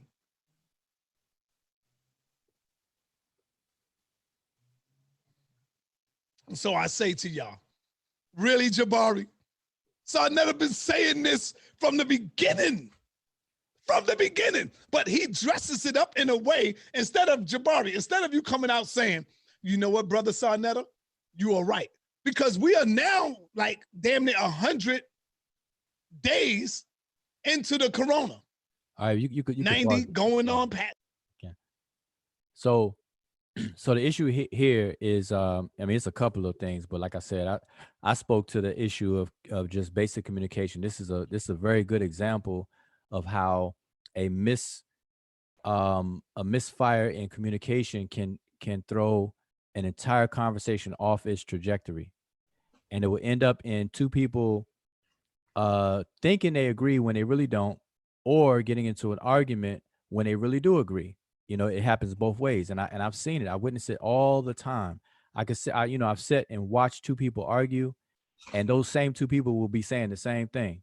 They just don't know that they're saying the same thing, but they are. And then you step in and you try to point it out. They say, "Oh, okay." Then you kind of be a voice of reasoning, and then everything's cool. Or it goes the other way, goes left field, goes sour. But anyway, that's a perfect example. But it leads into the entire discussion. And see, you played, when I tuned into your channel just now, you were playing further along that guy's video, and I saw part of that from a different I guess source or clip or whatever the case is, and that entire video was nothing but false conspiracy, ideas and theories. And so if this stuff right here is getting the limelight and getting airplay, then it's a losing battle to try to convince people who really don't want to be convinced. Right. I mean, that's really what it boils down to. Some people are cool with going whichever way the wind blows. And as functioning adults in this society, at some time you got to just be like, all right, you got to let them be at a certain point. Do your best and then let them be. But I just thought I'd point that out, because the video you're playing, it's premised off of a wrong from the start. It's wrong. It's a completely different trajectory. It's completely off. The virus is not distributed by the government. Right. That's a great observation. Right. And Jabari never said that. So the entire thing that saying that Jabari should just say, hey, agree and right and stuff. No, because that's not what he said. So I'm now, hopefully they between them, they straighten that out or whatever. I'm sure if Jabari saw it, he probably was like, I'm pretty sure Jabari seen that, like, oh. yeah, he's probably saying oh and stuff. But that just goes to show how you have a 4-hour. Well, like I said, I don't know what all transpired after that, because I just only saw that clip. But to have a whole conversation, no matter how long it went, off of it. Now, mind you, what makes this funny is that it's one word, a conjunction. The difference between or and but. Yeah. That's all. Or was swapped with but. But it's not in the message. Like, we can read it, we can see the O and the R. But this is how, subconsciously sometimes this speaks psychologically, where people have, people familiar with cognitive dissonance, but you also, like, you see something or you want to see something so bad that you'll actually fool yourself to see it, and you see it, and it happens to all of us. So it's not something that's unique to any one person, but it happens to all of us. And that's just interesting, where you can read something and it not really be there. It's kind of like the same. It's kind of like the same concept with the placebo. Yeah, Right. it can now it can happen in reverse. Have you ever had a conversation with somebody, right? And what your mind said is not what came out your mouth. Right. And then somebody had to point it out to you. You like, oh, did I say that? Oh, my bad. I didn't. If I said that, I didn't mean that. This is what I Yeah, really meant. I've done that many times. Yep. Exactly. So that's it's a two-way street. It happens in reverse as well. And that's that's I forgot the technical term for that, but that happens. And so knowing that, we got to be on our toes and stuff. So anyway, I just thought I'd point that out because it leads into the conversation I guess that you about to have about the conspiracy things because it it's the same phenomena happens. People are going to look for what they want to see and they're going to find it in anything. You're going to find it. And I could give you an example. I give everybody. It happens to everyone. Have you ever had like a friend that or somebody that will buy something prior to them buying it? You pay no attention to it. It's like out of sight, out of mind. Yep. Soon as a friend of yours buys it, you start to see it everywhere. That's normally with cars. Exactly. Cars. Exactly. Like a good friend of yours may buy a Ford, whatever. Yeah. So something you never seen before, really. You be like, yo, okay, I see you. Yeah. You see that thing everywhere from that point on. From that point on, exactly. Shoes, same way. Well, not shoes, because shoes people pay attention to that. But you hit it on the head. Cars are especially Yep. true Yep. for that experience. And so this is what we experience. And see, these things happen behind our backs, our conscious awareness. And so, but it spills over in everyday communication. And it's because of that and our unawareness of it that we get into disagreements and some people to the point where you lose friendships over something real minute. So anyway, I just wanted to start things off with that because now, this whole conspiracy theory, now it's about fact checking. The guy in the video from, when I tuned in what you were playing, he said wearing masks will have an adverse effect on your immune system. So I guess you pass the mic around, but I'm gonna post some links. You might as well just fact check all that stuff as far as masks. That's just not true. Um, the whole thing about what was another thing that was said? Um, man, I forgot that quick. It was something else. It was two things. It was that about the mask and From the guy right there that was talking. yeah, the guy with the glasses, the Boy, Italian. he made a bunch of crazy wild claims. Yeah, but Yo, I didn't see it. I just saw it from that point. yo, what's up? What's up with everybody on Hold the on, panel? bro, please. What's good? Peace. All right, peace. I just want to say, I ain't been on in a couple of days, but since in between that time, my mom has been diagnosed with COVID. Really? Wow. Wow. Yeah, COVID. But yeah. So Was your mom working? nah. My mom owned her own businesses, but she been out here and there. I really think she got it from my dad.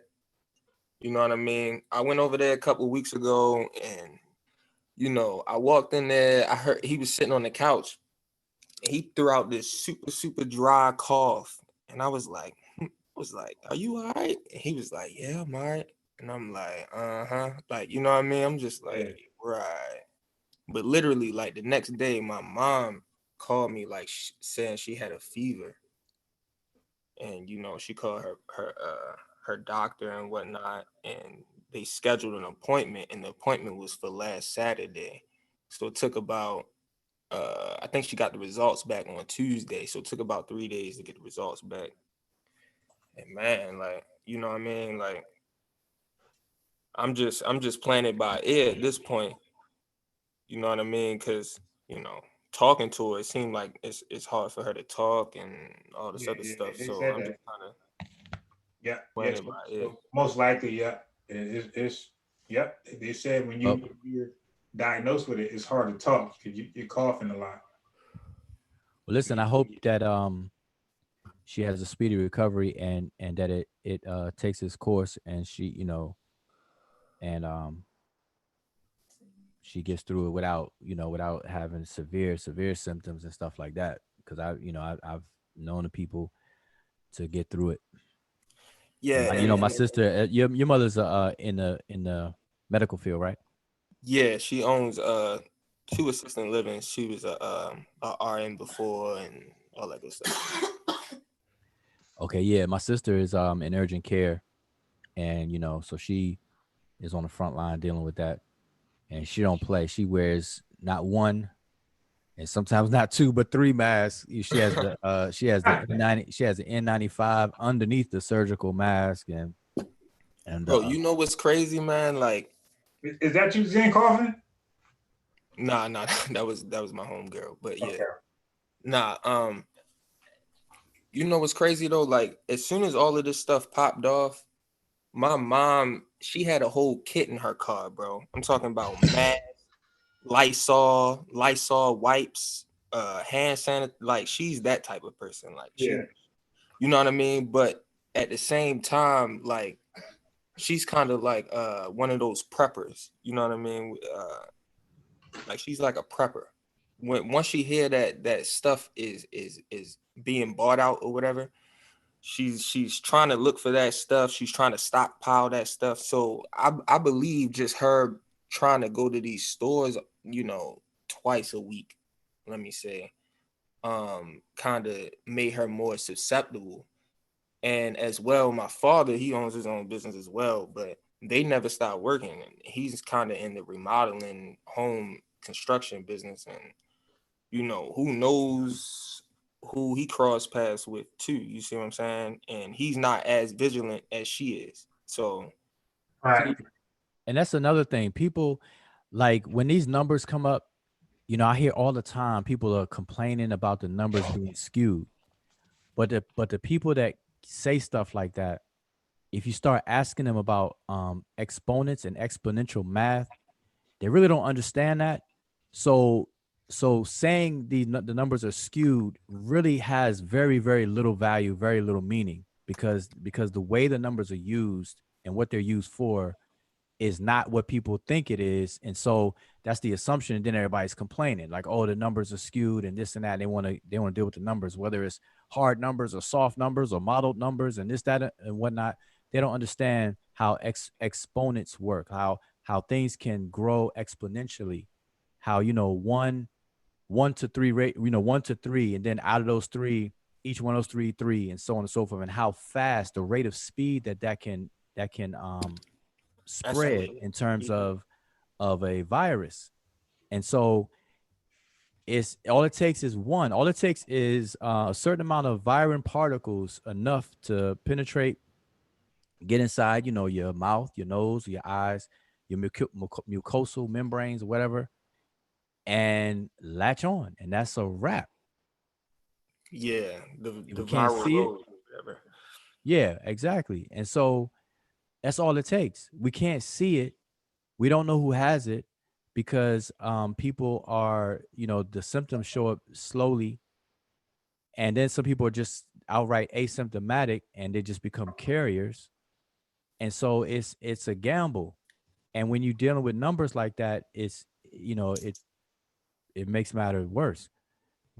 And people don't understand, and we forsake it. And now, based on economic data, everybody's jumping on the bandwagon to reopen. You got people protesting. You got people even toting guns and doing, like, I guess, peaceful protesting, though, to reopen, up on Capitol steps, the steps of Capitol buildings in certain states and cities and stuff like that. You had, I forget where it was. I saw it on the news. I don't know if it was in Georgia. No, it wasn't in Georgia, but it was somewhere where It I was think, like Ohio or something like that. yeah, where one, I think it's a female, either mayor or, I want to Yeah, say, the black girl, yeah, she had to be escorted. Keisha or something, right? She had to be escorted to work because, by some armed civilians. I think in the Black Panther Party at that, or something, Yeah, something to that effect. they Yeah. ushered in type shit. Yeah. So I'm saying, so you got people who are protesting, open up the beaches and stuff like that. And I swear, if you take a poll, these are the same people who don't understand what what's at stake. And you know, in the reports, like this is a what do you call it? A volatile past 100 days that we've been in. It could change. Scientists are still learning. People don't know everything about the virus. You know, not all the effects the virus can have on the human body are known. They're learning as things develop. And at the same time, they're trying to stop the spread. And by time for the learning curve to take place, but people not listening. And so the infectious rate is out of hand. The deaths are out of hand. In the meantime, economics is what's driving people's choices and decisions, which shows that, you know, we weren't prepared for things like this. My thing is I think that they're basing it off of that 80-20 rule. You know what I mean? 80% of the population will either get it and recover or or become a part of that 20% population that actually gets infected and has a spot where they have to go to the hospital or something like that. Yeah, I think the same thing. It's still unfolding though, because they're still learning. Because No, absolutely. But politicians, they're looking at those numbers. You see what I'm saying? Yeah, but It's not exactly concerned with what the scientists are saying, because most of the scientists are saying, bro, we don't know. Like I'm very up to date on a lot of this stuff, and you know, they're posting stuff daily. Universities and stuff, like University of California just put out something yesterday, and he was adamantly saying, like, I don't know. You know what I'm saying? yeah, People are opening these things up, and we just have to just watch the numbers. And yeah, I agree with Zen. I think the politicians are looking at the scientific numbers, and they're just pretty much saying like, "Oh well, you know, let's get back out there, and whoever get it, most likely you're going to survive, but whoever don't, that's just too bad." Yo, but listen to this. Yo, you know why they doing it? Because they know for a fact that it's mostly African Americans that's catching it and dying from it. You see what I'm saying? The deaths are not really European. They're African American. It's just tremendously. I don't think that's the number one reason. I ain't say number one. I say that's a reason. Yeah. I mean, like a couple months ago, everybody was saying I can black see that people there. couldn't get it. Yeah, I could see that. That of course, if there's a hierarchy and concern, I would definitely agree that they're going to be concerned with their own first. Exactly, and they like, okay, since we're not getting it, all right, let's open it back up. We still gonna get sick from it, but we need to open the economy up, because this, and that is going to happen if we don't open the economy up. And who cares if they die? That's the way I feel. Well, that's the way it looks like to me. Because in Baltimore, they not really. Yeah, they saying we on lockdown or whatever, but ain't nobody enforcing it. Everybody's outside is normal. well, here's the thing. We got two things going on. We have public health, and we say public health very loosely. Like those of us who are not in the medical arena as a profession, when we hear public health and we say public health, that's just what it is. But public health is an actual institution and concept. And so you have public health versus economic health or economics. And so the politicians are siding with the economic data, and they're making their choices and decisions based on that data and not the public health data or the public health concerns. It's very lopsided. And so that, I mean, that's what all y'all are saying, the same thing.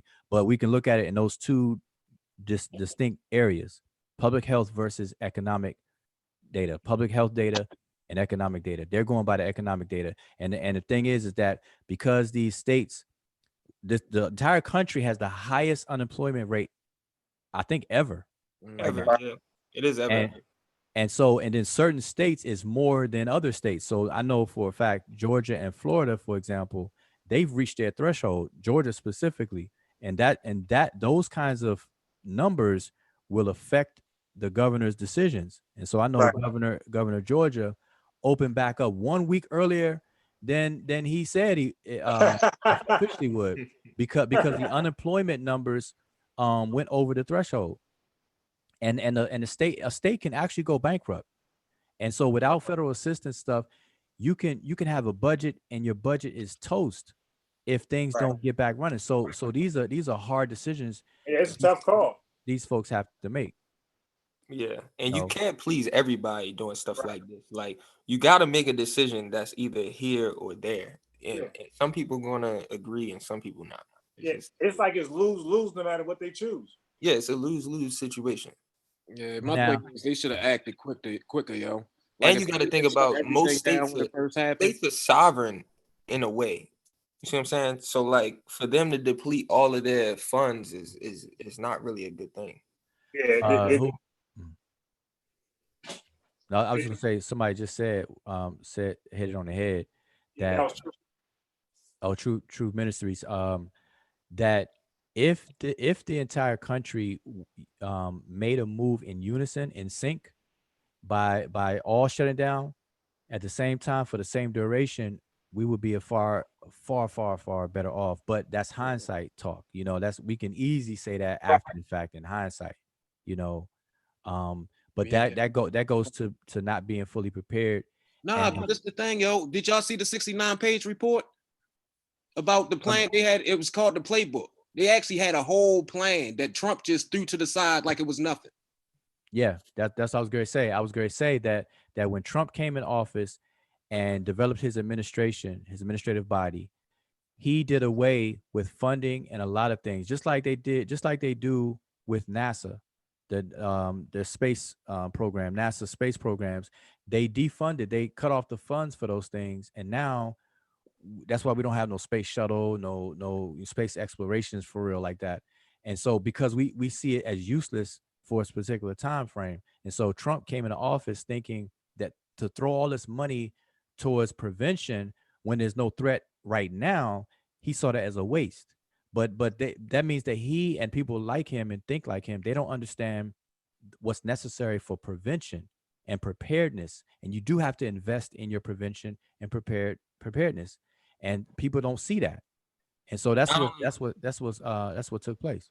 Not only that, these things are necessary to keep a functioning society. Like when you have a bunch of people who come together in groups, all of these things are potential hazards. You see what I'm saying? So to be ahead of the curve would be essential to keeping your society functional. So now let's take that same concept and go real broad. Imagine like every functioning adult, like especially in the United States, you're not considered a functional adult until you're 21 years old. 21, you basically have no restrictions in terms of driving, drinking. You go buy a gun, own a gun. Pretty much everything. You're free from all the restrictions based on age. And so, think about it.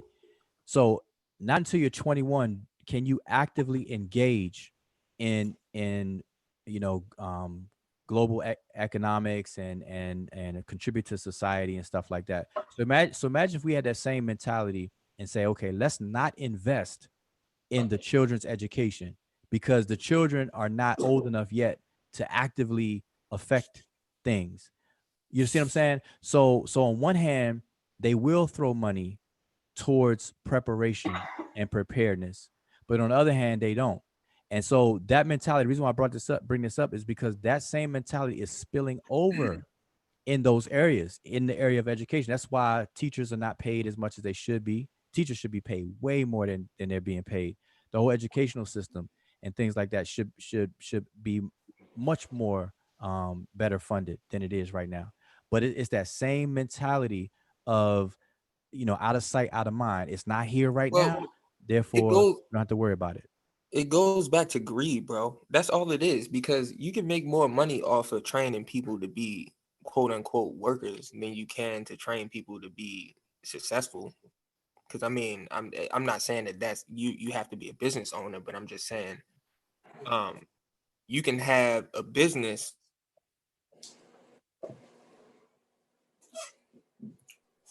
Oh, you cut out. He went out, and after he goes, I want to add in a couple seconds or something of my thoughts. Well, let me just finish what I was going to say real quick. I just want to put a period on it. It's that kind. Yeah, he cut out. You cut out. My bad. So let me just say this. So it's that same mentality that's growing. Like that mentality is growing, and it's infecting different areas that we function in, different spheres of living.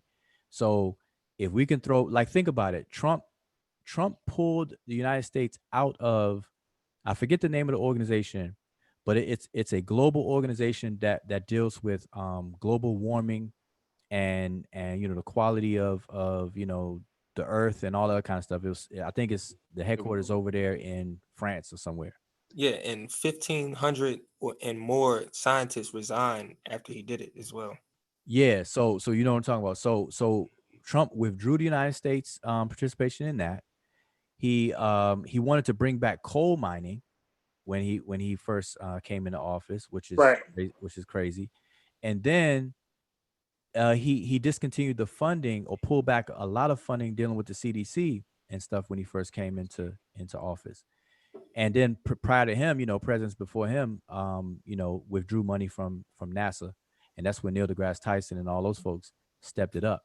But the whole point, though, now it's a mentality. That same mentality is ran by the business minded folks about the here and now. It's like credit and debt, because the national debt and the deficit that the money that's being spent right now is spent now to get things now, but the children and babies who are not even born yet are going to have to pay it back.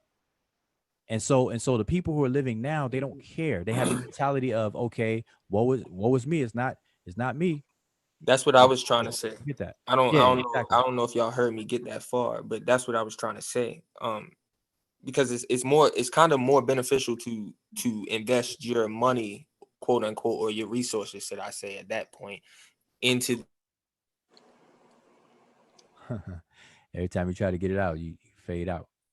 So, well, what I want to say is, like, I think this type of thinking that we're talking about is, in my opinion, is inevitable when you're dealing with a diverse country with diverse people. Because we just value things differently, and like we will never be on one accord towards any goal, like towards any purpose. Just like you said about the teachers, right? For me, because this is a diverse country, like people think differently. Like some people think, like, nah, it should go over here. And I'm saying, like, when you see socialism at work, you only see it where there's the same like ethnicity. You dig? Like you won't see socialism at work in a diverse setting.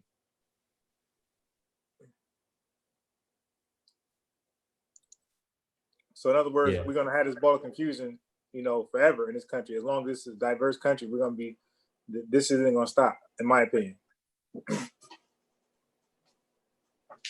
As long as we keep on thinking it's a game, it's not going to stop. I think a lot of the reason it's spreading the Black community because people they playing with it. There's people in the chat right now that don't think it's real. That think they just making everything up. It's craziness, yo. Like real talk though, it's really killing African Americans. You would think African Americans would be more concerned with this virus, right? Right. Yeah. It's killing us. Right. You know what I'm saying? Well, I got the numbers. I mean, it's killing everybody. Unbiased. Can you know? pull that? 80% of the deaths is us. 80%. 80% of everybody, but 80% is us. 80% of us don't have health care insurance and etc. either. Unbiased. I pulled up I posted a link inside the Zoom chat, but the other link I tried to post wouldn't allow me for whatever reason, so I put it in the YouTube chat. So that second link is one of the latest surveys of COVID-19 deaths or possibly infections based on ethnicity in the United States. So that would be a good thing to. All right, so let me ask Zen or Truth. Can you guys try to share that link? Because my hands is greasy. I'm gonna be eating chicken. Yeah, what link, bro? Yeah. Okay, I put one link in the Zoom chat dealing with the mask, right? Whether wearing masks will have an adverse effect on your immune system. I've seen that report. But the link inside the YouTube chat is one of the links that deal with ethnicity based on, COVID-19 issues based on ethnicity or race. I've seen both of them. You got both of them. I was just looking for both those reports. I was literally just looking for them, but you already got them. I'm about to share my screen. Y'all know how how this one computer be. So because y'all are talking about African American. Oh, yeah, Zen, your connection is bad.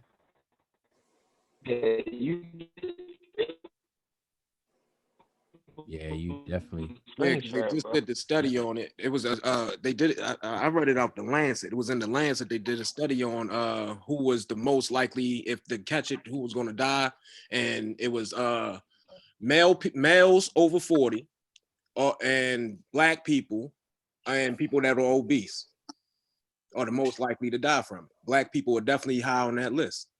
Yeah, and then if you zero in, if you drill down on why Black or African Americans are in that high number, then you get specifically it's type 2 diabetes, Yep. it's obesity, hypertension, high blood pressure, and that's because of the nature of what the virus attacks, like the prominent thing that the virus actually attacks.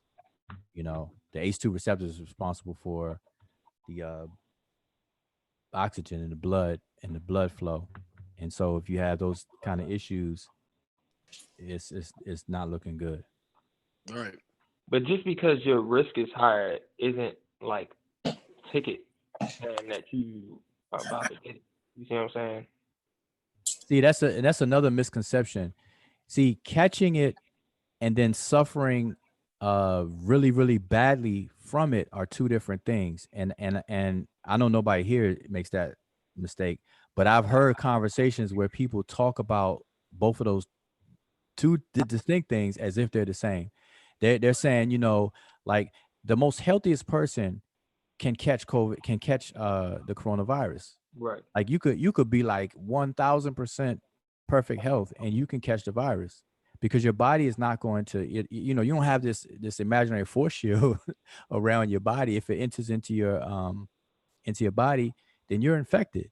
Now, the effect it has on you will be different based on whether you have pre-existing conditions that the virus is known to attack more than others, and then on the efficacy of your immune system at that particular time.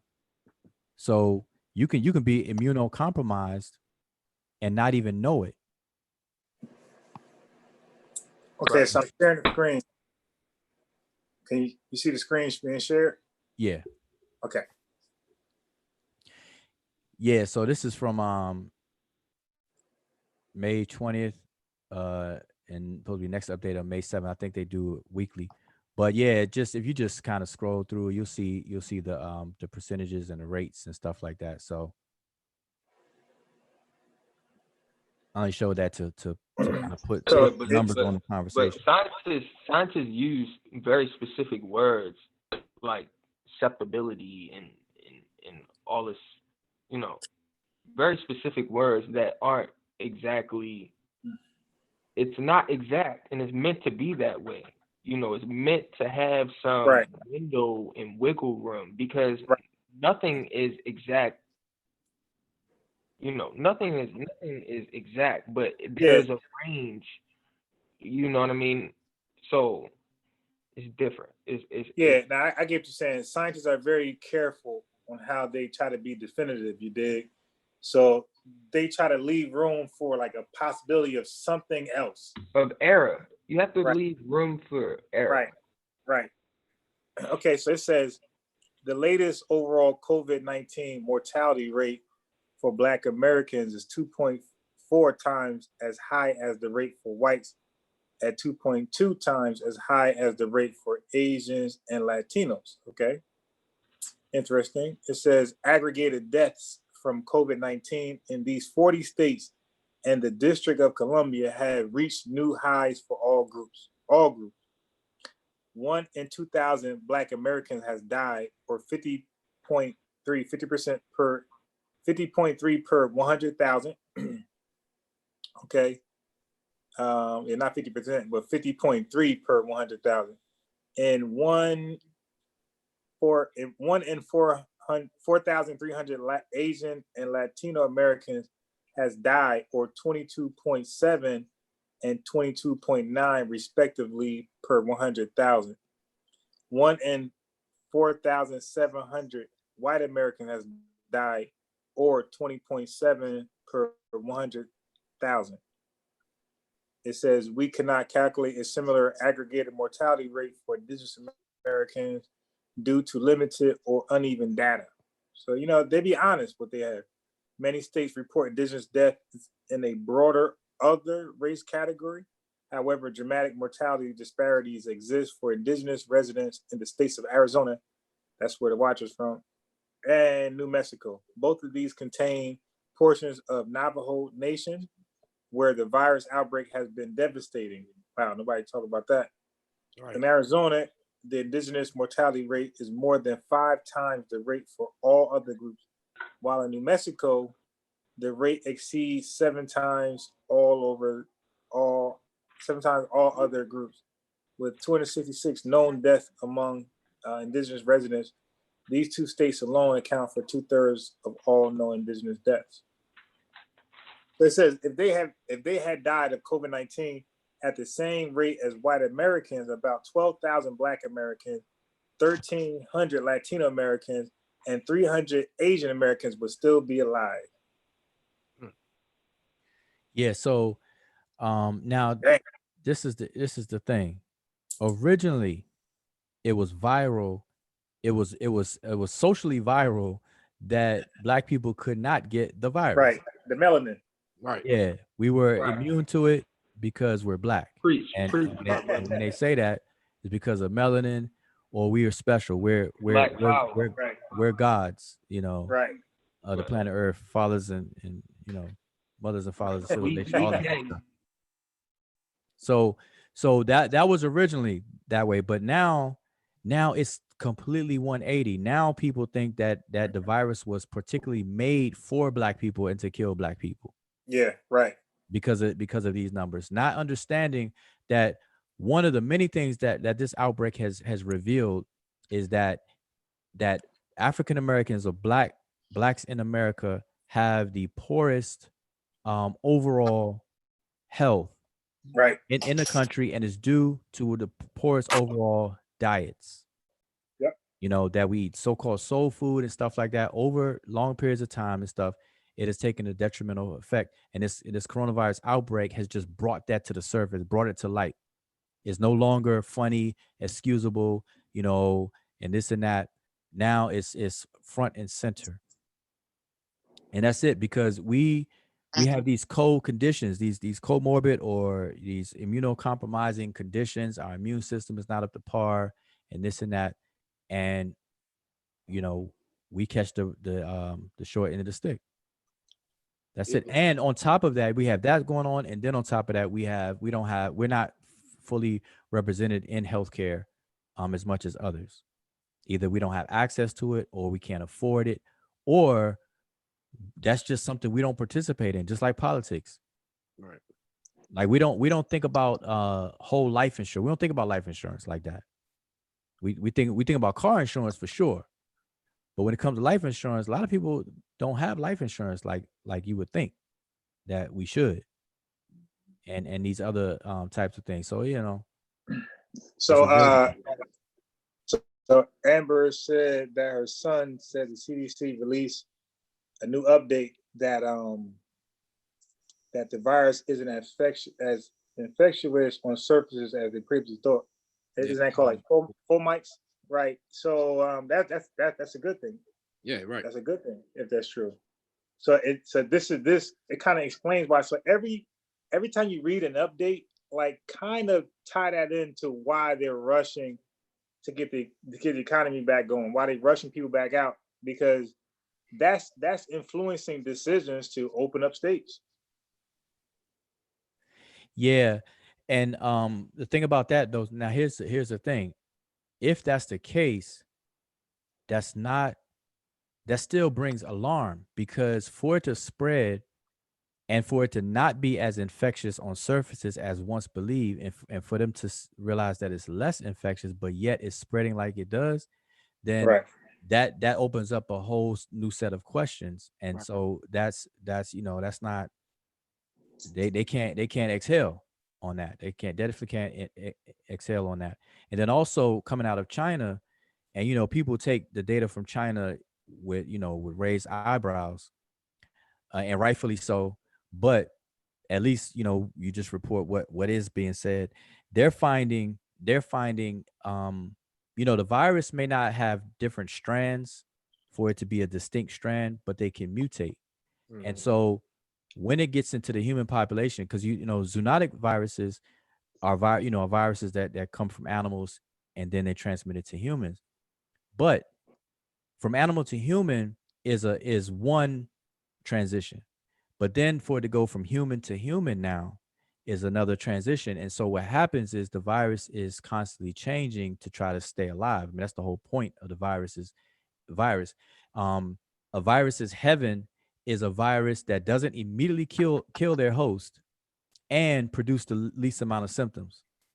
That's like the perfect virus, because you don't want to show symptoms so that somebody can try to get rid of you, and then you don't want to kill your Right. host. You don't want to kill your host fast because you're trying to replicate. Right. So you can You spread know, it. Yeah. but now how they're starting to describe the coronavirus now is that it's starting to change to do that, Right. to do those things, because they're saying the symptoms are showing up a lot longer. Like it takes a lot longer amount of time for the symptoms to show up, and it takes a lot longer for the virus to take its full course to where your body builds up these antibodies and everything like that. And if that data shows to be true, then that's going to cause for a little alarm as well, because now Yeah. I now was that's watching. considered more deadly. I'm sorry. I was watching a video today. I think Sanetta sent me through a text, and it was dealing. So they was explaining the coronavirus. It's an RNA virus, and because of that, they're not known to adjust like that. You dig? Like they're not known to correct their mistakes like that. So like they said, DNA virus is when it start replicating itself and they start making mistakes, it has like a staff for just layman language, a staff there to say, hey, we're messing this up. Let's correct it. They said the RNA viruses don't really do that. So when they mess up in their mutations, they just mess up, and it's less likely that a new strain can result from that.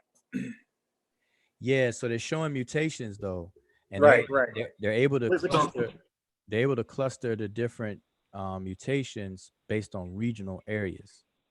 And yeah. so So I was gonna whatever say they with got that, going right, on, yeah. right. So even with that, they got the Washington type virus and the Texas, but they would say even with that, the functions are the same, and the symptoms are the same. So like it's although the virus looks different, they consider it the same because there's nothing different happening from that. The mechanisms are the same. Right. So because of that, they're optimistic that this is just going to be what it is. The mutations are not that drastic. I'm gonna see if I can find this report that speaks to what you just said, but there's also a percentage of where the change it's a very small change, but it could be significant to put it in a different category to be worrisome. So in other Yeah. words, like out of like the in a molecular world, a very small number is really an ocean of big differences. Right. So they say those right combinations, those real small Right. but right combinations. Which is called right. That's called recombinant. Changes. So with that being said, when a new strain is through antigenic shift. So viruses like the flu, they go through antigenic drifts where where small mutations, like what you're saying, is they say small, but it's large, but it's small compared to an antigenic shift, which two different viruses infect the same host cells and recombinant. Like they plug in their DNA, and then it mixes up. The host cell mixes it up, and they produce a new strain, and that's going to always result in a pandemic or a new strain. So they're saying with this virus, that's not likely to happen. Mm-hmm. This Let me say RNA this virus. real quick. Let me say this real quick, Yeah. because there's a lot of people that still comparing like the flu to the COVID. Like, how come people die every year from the flu? Blah blah blah. My thing is, yeah, people die every year from the flu, but check this out. My cousin drove an Uber, right? She had a passenger that got in the car with COVID-19. She caught the COVID-19. She's no longer here right now because of the COVID-19. Right. Now, that same passenger got in the car with the flu. She would still be alive. That's the difference. It's just that simple. Yeah, the COVID-19, its effect is highly aggressive, way more aggressive than the flu, and it attacked different locations in the lung than I think it goes down inside the esophagus, the flu state at the top. So yeah, it's more aggressive. Like that's just scientifically speaking, it's more aggressive. It attacks further down your lungs than the flu. They actually say that SARS-CoV-2 has a self-replicating, not a self-replicating, but a self-editing error correction type of thing built into it. So it produces less errors than most RNA viruses. Okay, I got you. Yeah. So are you saying it doesn't aerosolize as often as most RNA viruses? Not from what I understand from the information that I gather, they're saying that it doesn't make as many it doesn't make as many errors in Oh yeah. I got you right, and that's what I'm trying to tell brother Wudjau. Other RNA viruses. Right. Yo, they did a report on the surgical mask too. I'm trying to find it right now. It was in one of them scientific journals. I'm trying to find which one now, but they did a report on the surgical mask, and they saying that based on their study, the surgical mask actually does prevent you from catching the coronavirus. Nah, I'm not gonna believe a that. report that just came out. I'm looking for it right now. It's in the scientific journal. Yeah, you could send that to me. I'm not gonna believe that because that's not what it's for. What I'm saying is they tested it on it was like 3,000 people that they did the whole study on. Right, I got you. I mean, like the truth. You can send it. Of course, I'm going to shut up and I'm going to listen to that. And yeah, if you send that and it says what it says, then of course I'm going to shut up and that's going to remain, strong over me, over my mere. I mean, that's not really saying much. I'm not going to believe that because again, unless you produce something, I'm not going to believe that because the N95. The 95 tells you that it prevents 95% of anything coming in and anything coming out. That surgical mask does not do that. It does not. We could breathe. We could smell through it. It doesn't stop your breathing like an N95. And again, I worked in the pharmaceutical industry. I wore a mask, and you do got to take them off your face every so often. You can actually wear the surgical mask all day long, and it won't affect your breathing like that. So that's why I wouldn't believe that. I'm just saying they did the study and they put people in the room. This is how they did the study. They put people in the room with the mask on and with the mask off. The people with the mask, like say it was 10 people in the study, right? 4 of the people caught the coronavirus without the mask, right? But when they did the same study with people with the mask, nobody caught the coronavirus, and they did it multiple times. So based on scientific. You got to send that article. I am. I'm trying to find it now. I know I screenshotted it, so I probably can definitely find it because I definitely. This is based off of how they did the test, though. Yeah, because that it's in Nature. It's in Nature. It's in the Hold up, I'll find it for you. All right, it's in Nature. Yeah, but I mean, it does significantly reduce your chances. Yes, for sure. Now, I don't even believe that because when it was first explained. The mask is for the sickly people. It's not for the healthy people. It doesn't protect the healthy people at all. It just reduces the sickly people in being infectious. Spreading their droplets across. Let's say a confined area on a bus. Yeah, real quick. But as a healthy person, you wouldn't gain or lose anything from wearing a mask, though. That's the point. Yeah. Well, from what I've known, the mask doesn't do anything for the healthy person receiving. Coming into an infectious area, you dig? If that person wouldn't gain at all, the person that's sick that has the mask, you would gain from them not spreading the droplets. But if you wore the mask yourself, right, a healthy person, and you're in a room filled with unhealthy people, from what I know, it doesn't protect you at all. All right, I got it. I'm ready to share my screen. Whenever I get a chance, whenever you stop sharing. Let me unshare. I'm on an iPad, so it's kind of tricky. Hold on. Okay, I got it. Let me try to share. It says host disabled attendees screen share. won't let me share my screen for some reason. Let me just share the link there.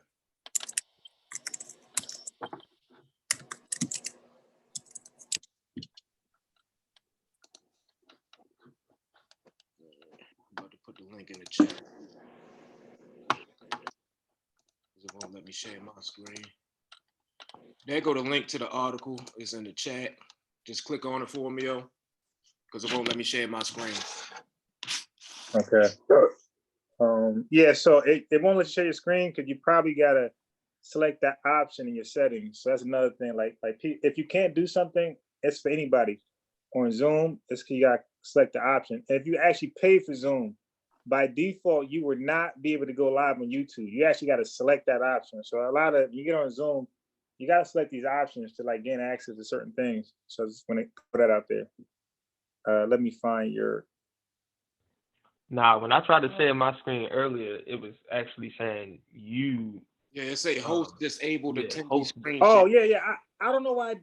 Yo, you know what, brothers? That's YouTube. Like I'm sorry, that's Zoom. Like Zoom be, it did it with my students. Like Zoom be, like putting it at default settings their own. They do that. It happened before. Like I never select that option, and it Oh, happened. no, what happened? Zoom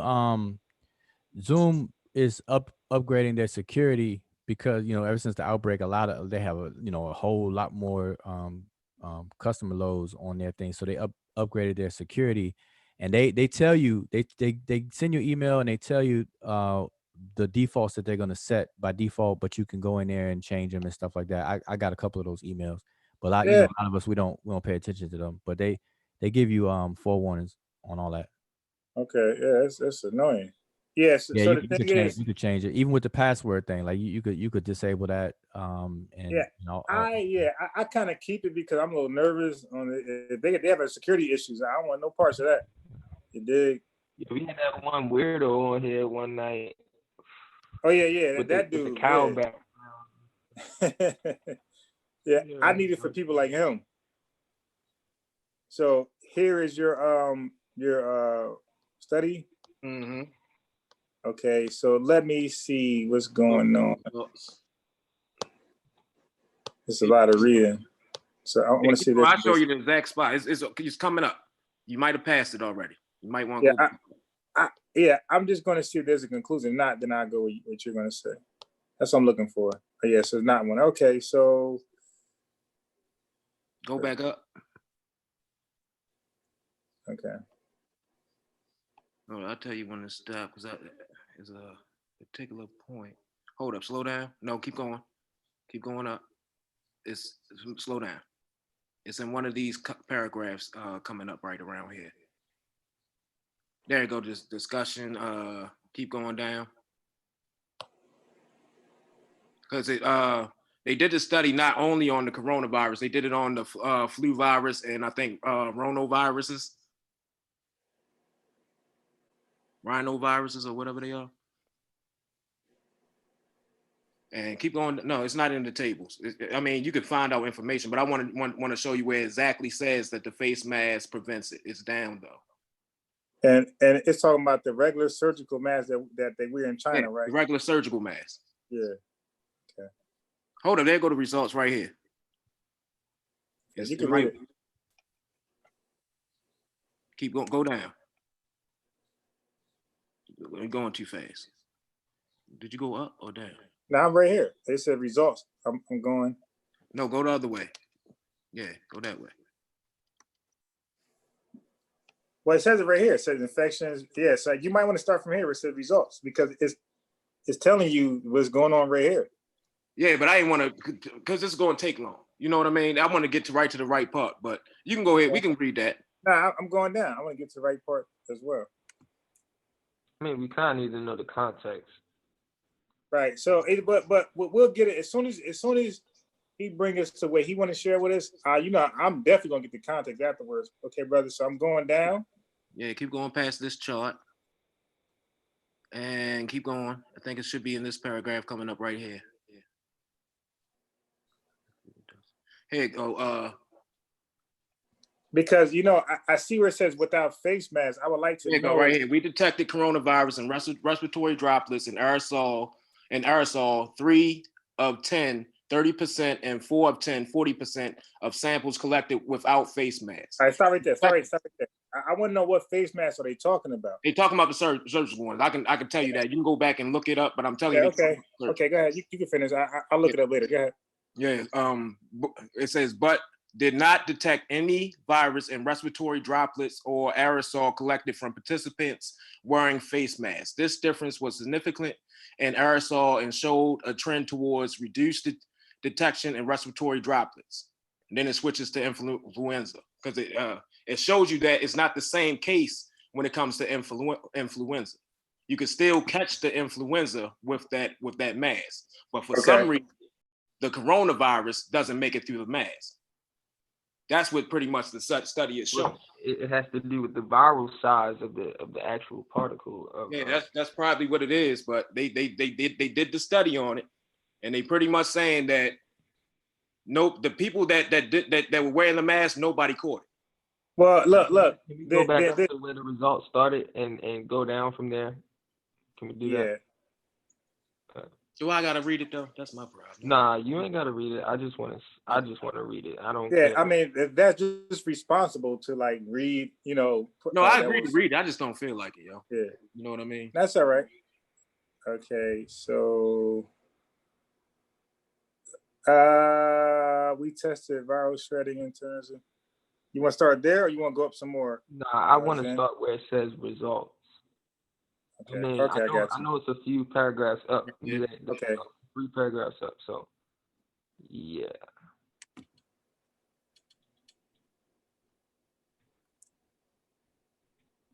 So it says we screened 3,363 individuals in 2 study phases. Hopefully, everybody cross your fingers. Hopefully, there's not a tongue-tying word in here.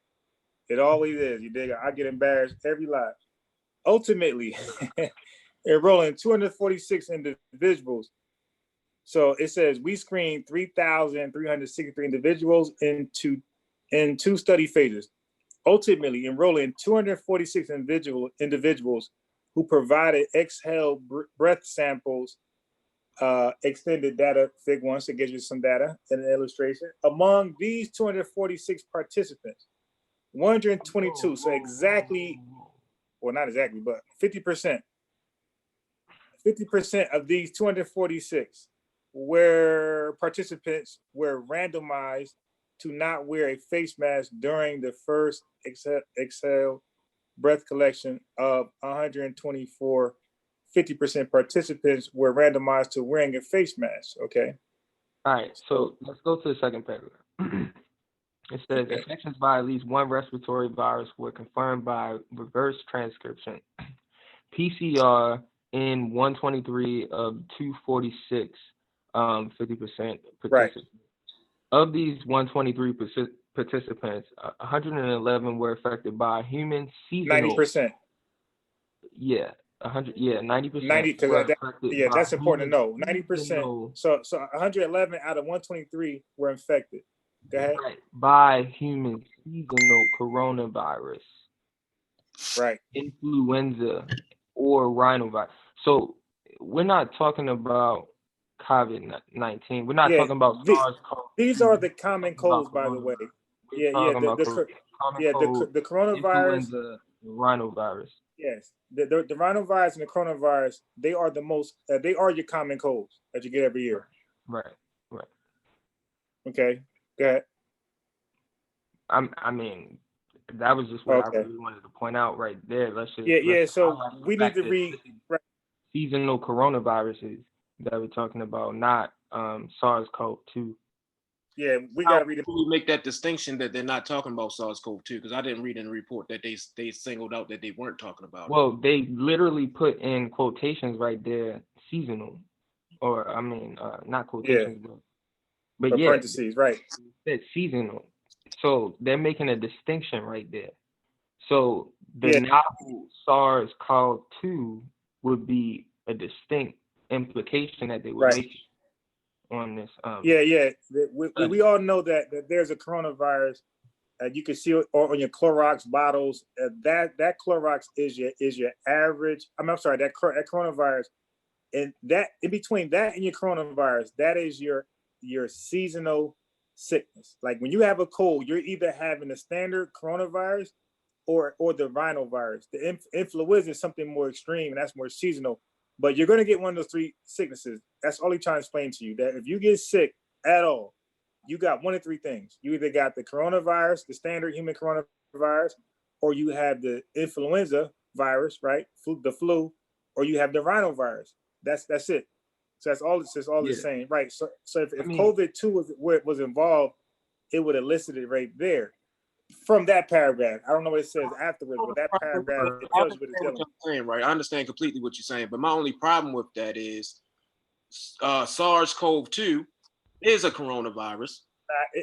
My thing is no. Stop. We gotta chill. We gotta chill. Brother, it's a novel coronavirus. Brother, you can't do that. The coronavirus is called that because of how it looks. They have the spikes. So it's any virus with those spikes is considered a coronavirus, but it's totally different in makeup. It's nothing like the human coronavirus. So we can't lump them together like that at all. It's the way that this one attaches to the and this is even different than SARS. The SARS-CoV-2 is even different than SARS. Right. So and MERS. Right. So it's its own virus, basically. My thing is, this is my whole argument. I'm gonna end it with this one. Why would they do a study on older coronaviruses when we're dealing with this coronavirus, then release it in a scientific journal that tells you that the coronavirus is blocked by it? Well, no, here is, well, you can read it and it tells you why. If you read from the first, paragraph, it's dealing with three things in specifics. It's telling you common colds, like the things you're going to come across. I'm guessing that the conversation was, will this, because we're using a mask to try to, hold off the COVID-2. I'm only assuming that they're saying, well, how effective is this mask going into the cold season, you dig? And they're trying to see, well, can we wear this all year round? Would this help us? So I can only guess that. Okay. For all I know, this study could have came out. This. What I'm gonna say about the whole situation, bro. So, would it be safe to assume, right, based on the evidence in this article, that there is a chance that the coronavirus, the mask, could definitely block the coronavirus? That's the whole reason why scientists are recommending masks right now, is because you're decreasing your risk. You're decreasing the risk. So that's leading. I'm sorry. We understand that. We understand about wearing the mask that it blocks you from spreading it. You see what I'm saying? My question is, based on this study, is there a possibility? I'm just trying to put it. If it's no possibility, brother, a true story. If you ask that question, I mean, you don't need to ask that question because Zen told you earlier that scientists are never like definitive, really. Not never, but they're always definitive. They always give way of possible error, right? Possible error or possibility of something else. You dig? So like they unless they know for a fact. And when it comes to virus and sicknesses, like this is based off stats. You dig? So there's always a chance you can mess something up and it's not what it is. So they won't ever. In this case, they won't tell you for a fact. Look, it's easier for you to spit without a mask on than it is for you to spit with one on. You see what I'm saying? I mean, I know that's kind of like dramatic, but I'm saying even when it comes down to particles that we're speaking when we talk, you see what I'm saying? The transmission of those particles are going to be less if you have something covering your face versus if you don't. That's how I look at it. So Amber asked a good question. She said, when was this article published? As you see right there, it says April 3rd, 2020. Now, that's what I was about to say. Go ahead. From what I've been reading, and again, this is a novel virus, so my information I read before can be obsolete today. I understand that. But from what I read, from when I did read something, the mask, if you're wearing a mask and you're healthy and you're around sick people, that mask it does nothing for you. Whether you take it off or wear it does nothing for you. It only stops the sick person from being so infectious. So, but again, like that's what I read. Who knows? Is an update could override that? I'm okay with accepting an update. But right here it says so I'm going to read the abstract. It says we identify seasonal human coronaviruses, influenza viruses, and rhinoviruses in exhaled breath and coughs of children and adults with acute respiratory illnesses. Illness, I'm sorry. So this is dealing with somebody who has acute respiratory illness, and we identify seasonal human coronaviruses, influenza viruses, and rhinoviruses in exhaled breath and coughs of children and adults with acute respiratory illness. Surgical face masks significantly reduce detection of influenza virus, RNA, and respiratory droplets, and coronavirus RNA. So it's telling you what it's talking about in aerosols, with a trend toward reduction detection of coronavirus RNA and respiratory droplets. Like I'm saying, I made the mistake. I got one more sentence, my brother. It's all right. Our results indicate that surgical face masks could prevent transmission of human coronavirus and influenza viruses from symptomatic individuals. So this is clearly talking about human coronavirus and influenza viruses. Now, to be safe, Truth, I will agree with you. To be safe, I will just wear a mask. You dig? Like for me. This is the thing. I might have got it confused, right? When it says coronavirus, and based on the date, I took it as, they talking about this coronavirus, because why would you be putting out a report about the coronavirus? Hold on, before you finish your point, right, bro? Hold on. Let me just say this, right? Because we can't forget this aspect of anything, right? You have before this coronavirus happened, you still had a process of peer review that took a year to sometimes years to pass certain information on journals. Right, but listen. It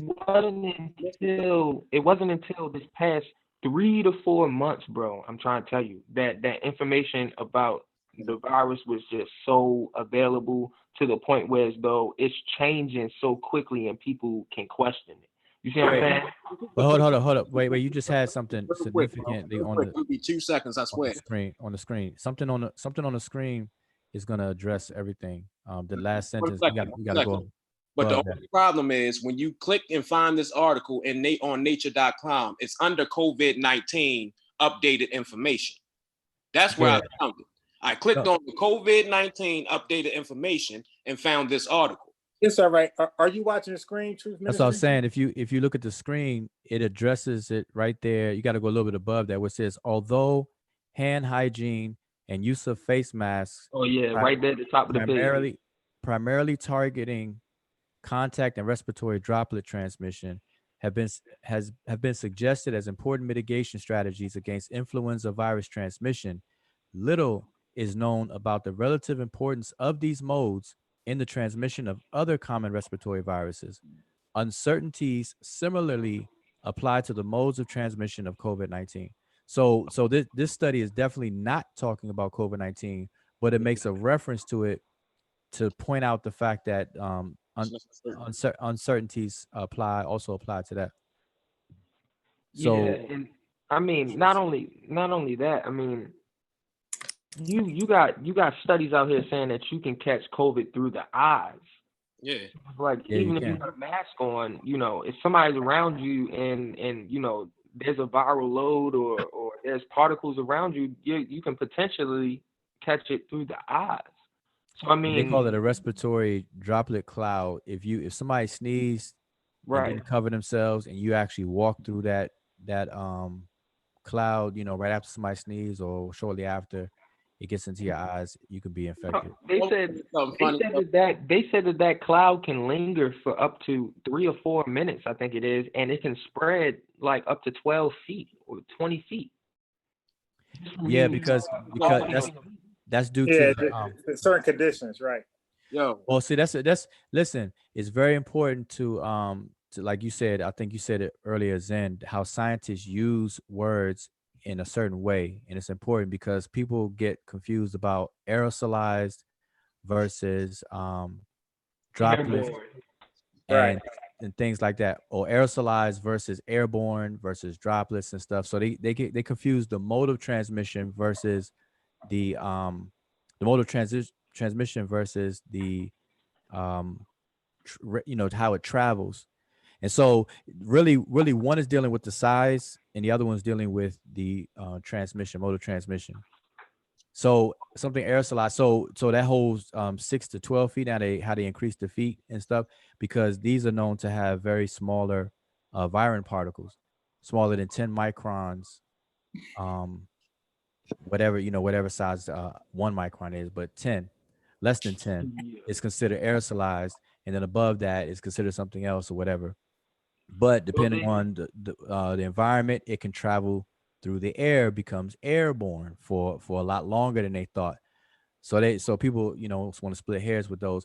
And another thing, why we should pay attention to how these things are used is because people are constantly trying to downplay the efficacy of the molecular viral tests, which is the PCRs, and they're trying to cite the inventor of that mode of testing to be against the testing, as if to say that they're not accurate and stuff like that, but they're misreading the information, because it basically deals with during HIV, when it's a discussion about HIV, they're trying to apply it here to SARS-CoV-2, and they're misreading and misapplying the data or the information about that. And so a lot of this is going on. And to me, it really boils down to, I'm gonna tell you, people's lack of knowledge of something is giving birth, is like this fertile ground for a lot of these spin-off conversations. A lot of things is being talked about. This is a conspiracy theorist dream right now.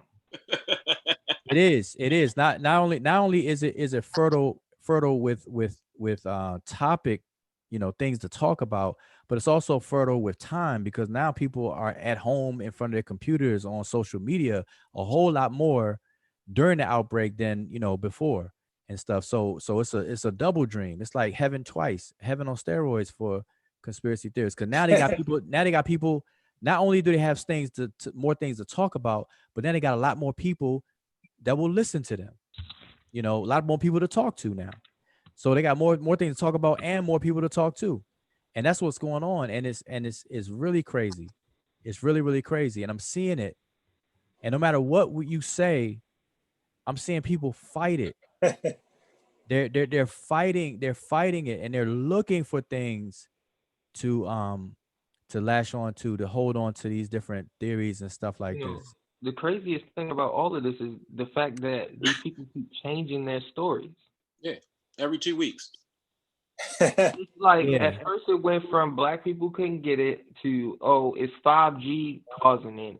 And then from 5G, Bill Gates is doing it. And then from Bill Gates, it went to, I don't know. I can't even keep up with all this stuff. The Bilderbergs, the DuPont family. Yeah, name it, and these people will claim it, and it's just like, yo, where's the consistency? See, look, and even in the chat, see, Haskell says, "Say my name, Wudjau, don't say people." Now I don't know where he gets that from, but that's like what this climate kind of produces instead of the conversation. So let me just tell y'all, I just got a text message while y'all were talking. That's why I was quiet for a minute, because earlier today I had a discussion about about testing, because today I drove past a testing center where you drive. It's like a drive-through testing center, and the cars were backed up, right? And people were in a waiting line to be tested. And so we drove past that, and so that sparked a whole conversation about testing. And so I was talking about the two primary types of tests. You have the molecular test, which tests for the virus particle genetics. Then you have the antibody test, and the antibody test is the one that people are complaining about as far as false positives, but not the molecular one. And so I was explaining that the one that they're doing on the roadside was the molecular one. That's the one that they're doing, the nasal pharyngeal one, where they put in your nose and swab that bad boy. And, I'm good with that. right, and they're doing that one. So I had that whole conversation. So just a little while ago, the person I had a conversation with texted me because I told them to look up, they must have did some research, and they text me some information about the PCR testing, because his argument was that all the testing is not good, and it's fake and it's false, not fake, but it's not reliable. Right. And so in an attempt to kind of support his statement, he just texted me a little while ago some things about the PCR, going back to the inventor of the PCR testing, but in relation to HIV. So when I clicked it on my phone, it pulled up the article talking about HIV and how the PCR testing was traditionally used for viral load, and it shouldn't have been. Like, they caution against that, and not for specificity or the existence or presence of the genetic makeup or genetic material of a virus and stuff and everything. So, so I gotta get back with him on that. So that's why I said that about that and whatnot. So That's how my mom took her. the brother, but I'm saying the brother Haskell, I have no problem. I don't do the innuendos at all.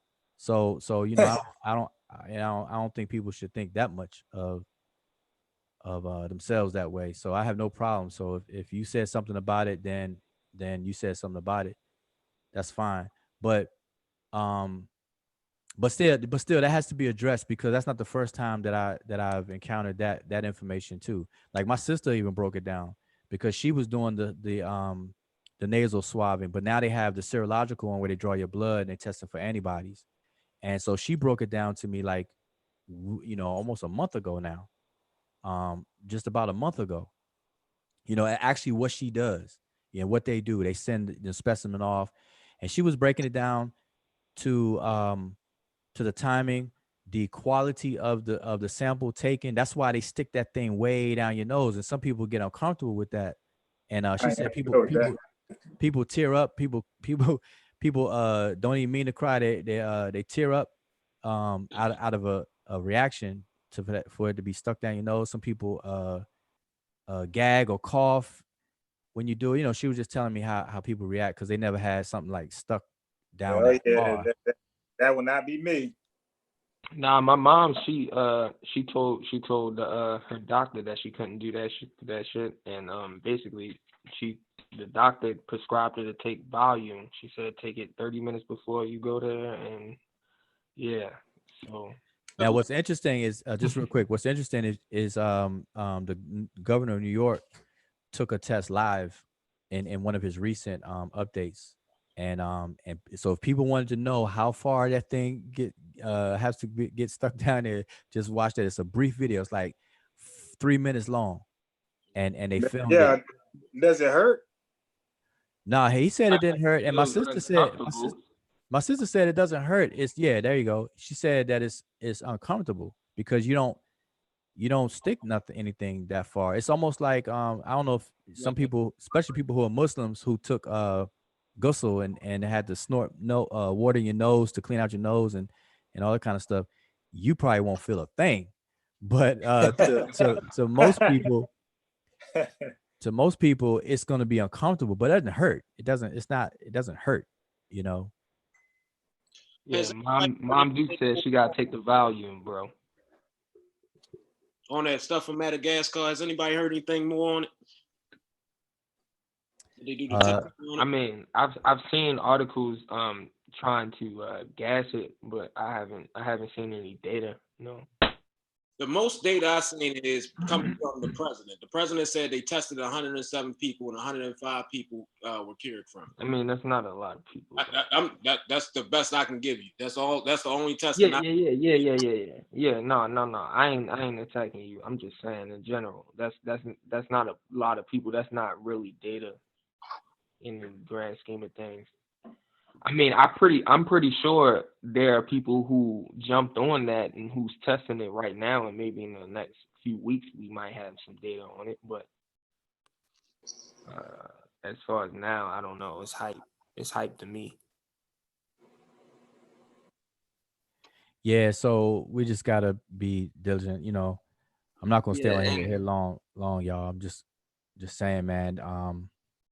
I have these conversations on a daily basis for a minute now, because you know the type of work I'm actually involved with right now deals directly with health and nutrition and everything. So I'm either privy to conversations, I chime into them, or you know, it's brought up and or I, you know, so I mean, right now, I've been hearing everything. I've been hearing some crazy. Oh, that's another thing. I forget the girl's name, the woman's name, but it's some lady in Canada who is saying that um there never has been a virus and it never will be a virus or something like that. And her statements. I think I sent Unbias that. It's a physician. She's a physician or Is something her like name Amanda something? Another one. Does that ring a that. bell? Yeah, Does that ring a bell? everybody trying to come out the woodwork right now. But yeah, It's I think so. it, I think it's Amanda or something like that. it's two. It's two. It's one named Amazing Polly. She has viral videos now. And then the other one that recently came up in the conversation. And I'm telling you, it's like you said, whoever just said it, it's a conspiracy theorist heaven right now. Because a lot of people are listening to it. But I just can't believe some of the things that are being said. And also, there's a misconception that viruses are not real. Like oh, or you got some people saying viruses are not real, they never existed. Then you got people who say viruses are produced within your body. They're not infectious, or they you don't catch them. They actually produce in your body. And Yeah, I heard man, both of those. Yeah, but yeah, before you go too far, right? Like, you know what I mean? Once my mom's found out that all that happened, you know, my sister, um, you know, she's definitely one of those people who was like grab the echinacea and the black seed Elderberry. oil. Yeah, yeah, she sent me all that stuff, and I'm just sitting there like, yo, I'm not about to go buy this stuff because she down there where you at, Wudjau, you know what I mean? She in Atlanta, but she, you know, sending me stuff like, yeah, you need to get this, get that, and I'm like, man, I'm not trying to let her take nothing for real. Like because I don't know what can induce anything. So you see what I'm saying? I'm yeah. recommending her to get out the house and, you know, at the very least sit on the porch and get out of the house. You know, get some sunlight Well, let me because just share this as far as that, like how my sister broke it down, and I'm just gonna share what she said to me as far as that claim goes, in terms of people who don't believe viruses are real, or that viruses are really um made in your body. And so that's a misconception between what she calls the exo and endo retroviruses. Exo retroviruses are things that are come from outside, because exo exit, and then internal retroviruses that are produced within the body. So the misconception of those two distinctions is where people are getting it from, because the way that our cells die in our the natural death, the course of death of the different cells in our body, how they die, they will produce byproducts that are very, very similar to retroviruses. And so the detection of those can be confused. And so this is where people are getting that viruses are produced in the body from our own cells. That's where they Right. get that from.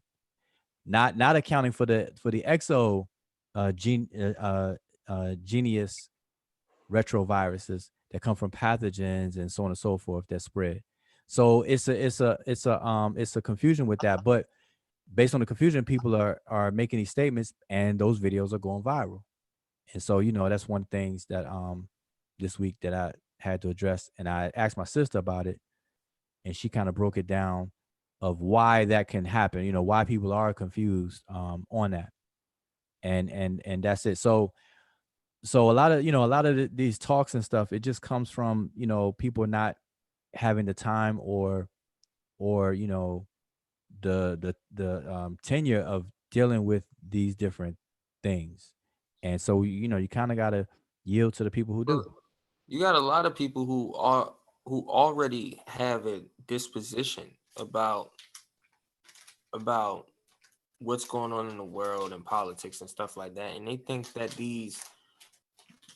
that what's happening right now is somehow influenced or pushed by these politicians and or government. Like they already have that disposition. Like they're coming at it with that. Yeah. I don't Yeah. know. Hey, Unbias. I'm about to get up out of here, right? But before I go, the other night we was talking about doing a trip to Africa, right? And I have got in touch with the dude I was talking about that owns the tour company, and he is more than willing to come on and do a presentation and show y'all what he has to offer and everything. Okay, he can do that. He just wants to know when. Okay, let's see. What's today? Friday's good. You know, I'm off. Wait. Yeah, Friday's good because I'm supposed to be debating the pod. I think Saturday. About what? I'll let him know. So around what time? So I can let him know around what time so he could be ready. Because he said he's gonna have a whole presentation for you guys. So any questions y'all got, just have your questions ready. All right. So, hey, Truth, did you send me a Facebook request? I think I did a long time ago though. Yeah, okay, if you did, because I forgot to say this. Let me check the weather, because I'm telling you, I'm up in New Jersey. We're not out there in Miami or Florida like Haskell and them. So when we get good weather, we want to go out and enjoy that damn thing. So I can dig it. Yeah, because I was trying to tell Indigenous Black man he wanted to do a live when it was like nice as hell over there. Like ain't no way in hell I'm in a house on this day. So let me check. So if you got my I know where to find you on Facebook. I'll just find you and send you a request. It's Ron Harris. Yeah, it's Ron Harrison. So all you gotta do is send me. If you already know me, just inbox me. If not, send a friend request, and I will accept it. And then I'll just check the weather. You dig?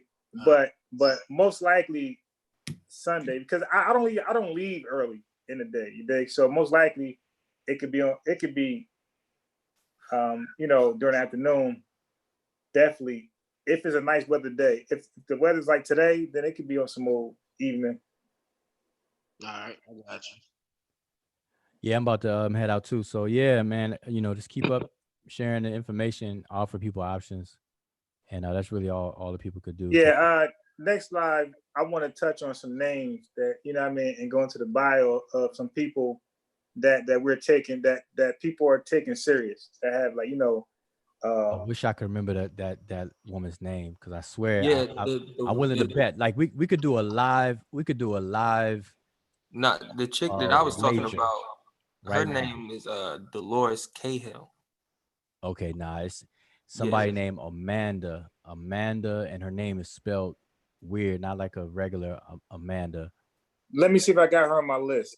No, I don't have it.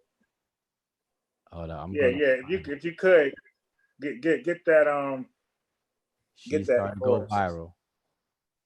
I'm gonna find. They all find it before I get off here. Oh, I think I found it. There it is. Here it is. Hey, Indigenous. I sent Indigenous the link way when I put the link in the chat way back when Zen got on.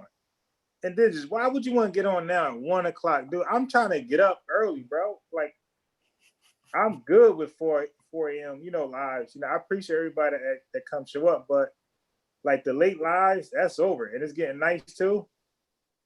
Okay, Unbias. Since you probably could find it fast. Her name is, and I've had to spell her first name, Amanda, but it's spelled Amandha.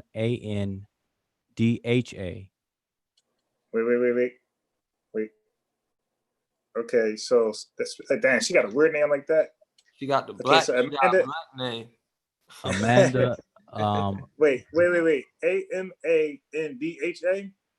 Yeah, Amandha. That's definitely a black name. Amanda Robbins. No, Amanda Vollmer. Her last name is Vollmer. Oh, that's a white name. So that yeah. Now look it up and you're gonna find.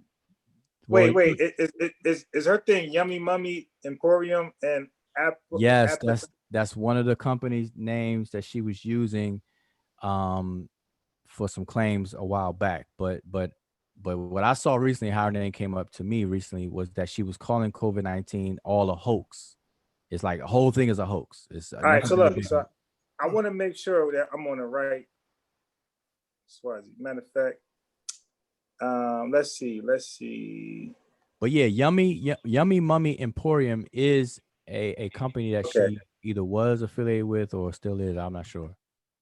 So yeah, Okay. we're talking about the same person. But as of March, more recent in March, she was look, Ontario merchant calls COVID-19 a hoax and tells people who are coughing and are sick to come see her, to come hang with her, come Oh see damn. her, and come to Oh her. yeah. So all right. So hey, Wudjau, I get it. Like she's somebody who gets 1,000 views, 3,000 views. So she's trying to go viral. So she got to be controversial. You know, I get it. Right. So that so yeah, she's upcoming. She's an upcoming, and it's crazy how we could play on these words. She's an upcoming anti-vaxxer who is becoming viral. Y'all see what I did there? Like these people are becoming You finessed that one. You so finessed so socially viral, but they're against they think viruses are a hoax, and that vaccines should never exist and all that. Right. Because I see one video where she says being poisoned causes flu, not virus. Okay, so I just watch. I watch a lot of information and I write it down. I transcript it. So on I think it was American Greed. They got a lot of like dirty pharmaceutical companies there. But anyway, when you are suffering from arsenic poisoning, you're gonna have flu-like symptoms. That's where she's going. She's saying, because you got these symptoms doesn't mean you got the flu, or she's trying to say it's not viruses. It's things like, because she's saying poisoning, so it's things like arsenic poisonings, and it just so happens that when you're sick, when you're poisoned, a lot of that stuff got like flu-like symptoms. I don't know. It's a coincidence. I mean, yo, you got a lot of people who are home from work, you know what I mean, who got a whole lot of ideas and crazy things, and they got this device, called the internet, you know what I mean? And they're able to just, in their little corner, say whatever they want to say, and there's somebody out there who will connect with it, and because of the climate, it just takes off. I mean, that's what it is. You know what I mean? That's Oh damn. Yep. She's another quack. of course. Of course. And you know what they call the peanut gallery, like their audience is us. You dig? Their audience, or their not audience, their market. Their market is us. So like they're targeting us to market their product, and their product is misinformation and scare tactics. So they're trying to get those, like the laymen, the people who are not highly educated, you dig, that don't know who is telling the truth. We got to read certain things. We are their targeted markets, and so like they know most of us don't know these medical terms or things like that. So it doesn't take much to convince us. Just have a credential, say some bogus stuff, and that's it. Well, I mean, a lot of these, as we know on the panel, a lot of these people, their credentials have been dwindling in the wind for some time now. Or revoked. Yeah, or revoked, and they want attention. You see what I'm saying? So it's like they're gravitating to any part of the community that will give them some attention. Right. Yep, that's true. They're desperate. So like, they're like, wherever is gonna listen to us, we're gonna cater to that people. And we gotta do better as Black folks, man. We giving these people, it's one thing, they get on us for like listen to scientists, like the experts, but then they go listen to the opposite of a science. Like they go scientists, they go listen to the people who are like unqualified or used to be qualified, used to be a doctor, used to be a scientist. Like that's who you put your trust in. Like, okay. Well, not even that. I mean, they base their science off of what politicians say. Like that's so wrong. That's incorrect. Oh yeah. They'll post a quote of Donald Trump. Well, Donald Trump said so and so. Yeah, it's like so what? Like Donald Trump is not no scientist. Like so Are what? you serious? Yeah. What are you talking about? But I mean, Yeah. So I'm gonna let. So she's new. That this woman is new. So that there's not a wiki on her just yet. But there are certain people calling her out. So I'm pretty sure you're gonna hear her name come from the community, because we love getting on the new people who there's no Wikipedia page, or we can hide behind them and their madness until they get exposed to. But I guarantee you're gonna have more people quoting her. And look, you notice that when people say stuff that's like controversial, that's going against mainstream science, they never really tell you where they got it from. They just quote it, but they never tell you who they're quoting it from, because they know we're going to Wikipedia the person who they're quoting from. So they pretty much hide the person who they're quoting it from. now the famous thing is the YouTube videos that has a video on the YouTube video saying that this is a clip from that video. It has no references, no nothing. Like, right. That's the famous thing. They are clickbait. Yeah. Hello, everybody. Yeah, that Tommy Sotomayor stuff. I mean, that's the thing that they do with Bill Gates.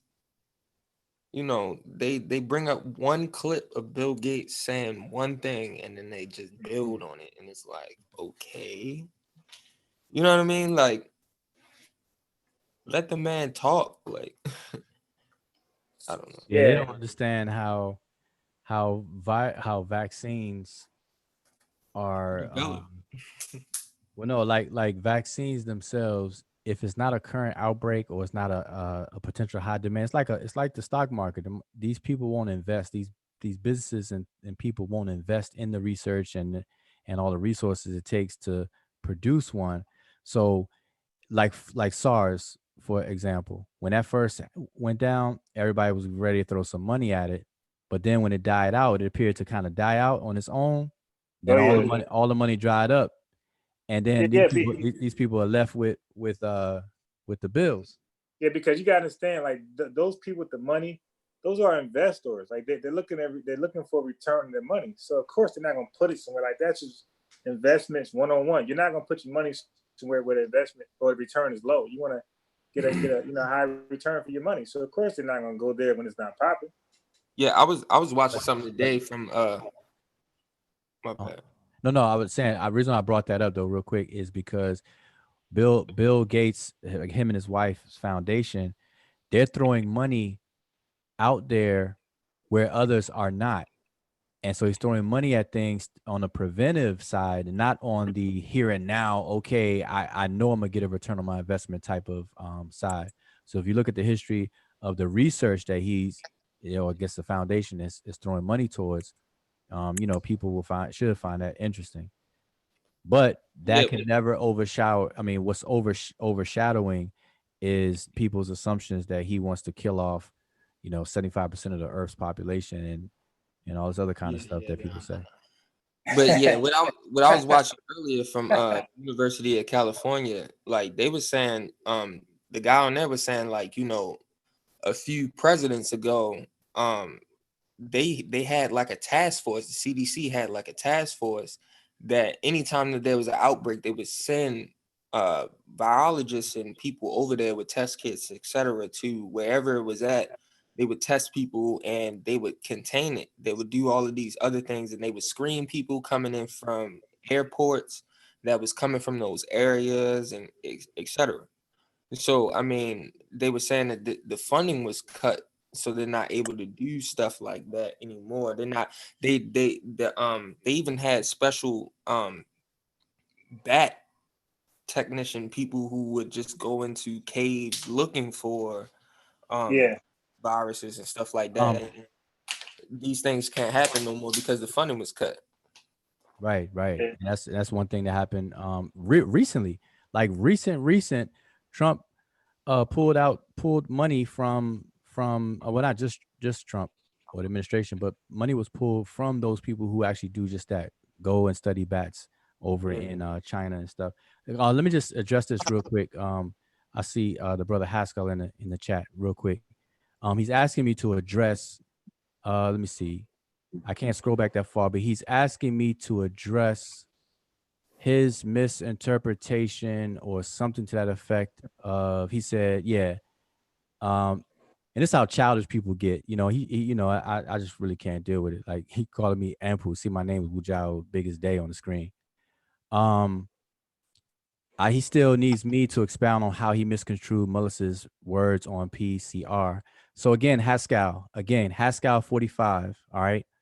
And I appreciate you not going through your whole drama thing about calling in, pretending you're from in London and all that other kind of stuff. Because that was hilarious though, but it just speaks to the, you know, overall character. But anyway, let me say this to you directly. I was not talking about you when I made the comment. So I don't know what you misconstrued of the Mullis's quotes or anything like that. So again, I repeat, and please comprehend, I was not talking about you. If I was, I have no problem mentioning your name. I don't call people out of their name. So you would have heard me say Haskell 45. Okay. Yeah, you said something about got a text and like. Yeah, I had a conversation today. I went past, not today, yesterday. We went past, you know, I explained it. We went past the whole testing facility and you know, it sparked a conversation on testing. Should we be tested, how accurate they are, and this, that, and the third. And then, you know, went into the two types of tests, and one being the PCR or the nucleic acid or the molecular test, as they say, and then the serological one testing for antibodies. And I was just told the person I was riding with to look these things up. Gave them some breadcrumbs, say, check it out, get back to me. The person texted me today, right here, when I'm on the on live right now. And that's why I brought it up. And he texted me back some information about that supposedly debunks or whatever the PCR testing. That's what I was speaking to. So again, hopefully Haskell 45, you can understand and comprehend what I'm saying. So now, if you want me to talk about and address, you want to have a conversation, then that's perfectly fine by me.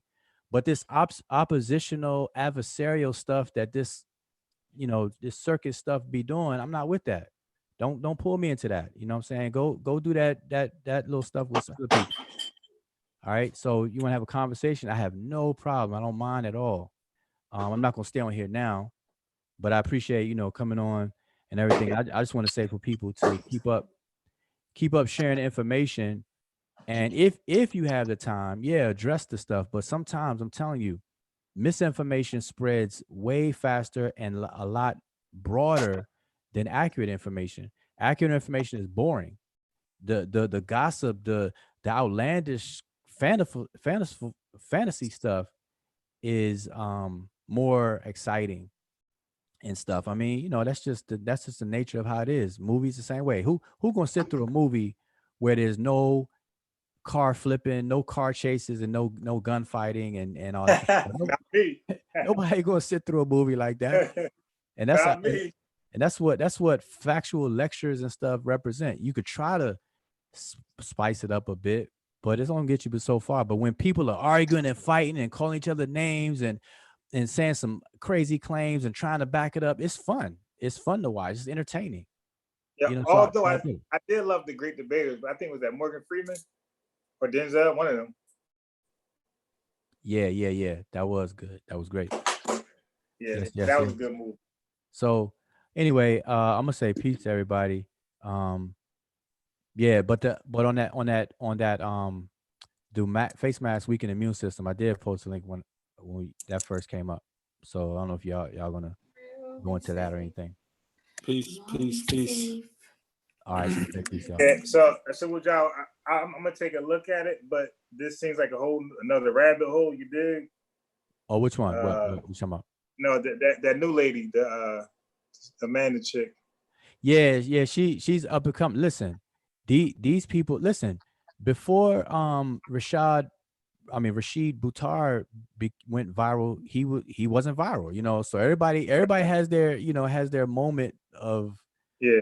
of climb, you know what I'm saying? And all it takes is for somebody to post it on Instagram, the little short clips, and if it agrees with something that they've already been saying, then bam, it just goes viral. So right now, she's probably in the early mode of going viral.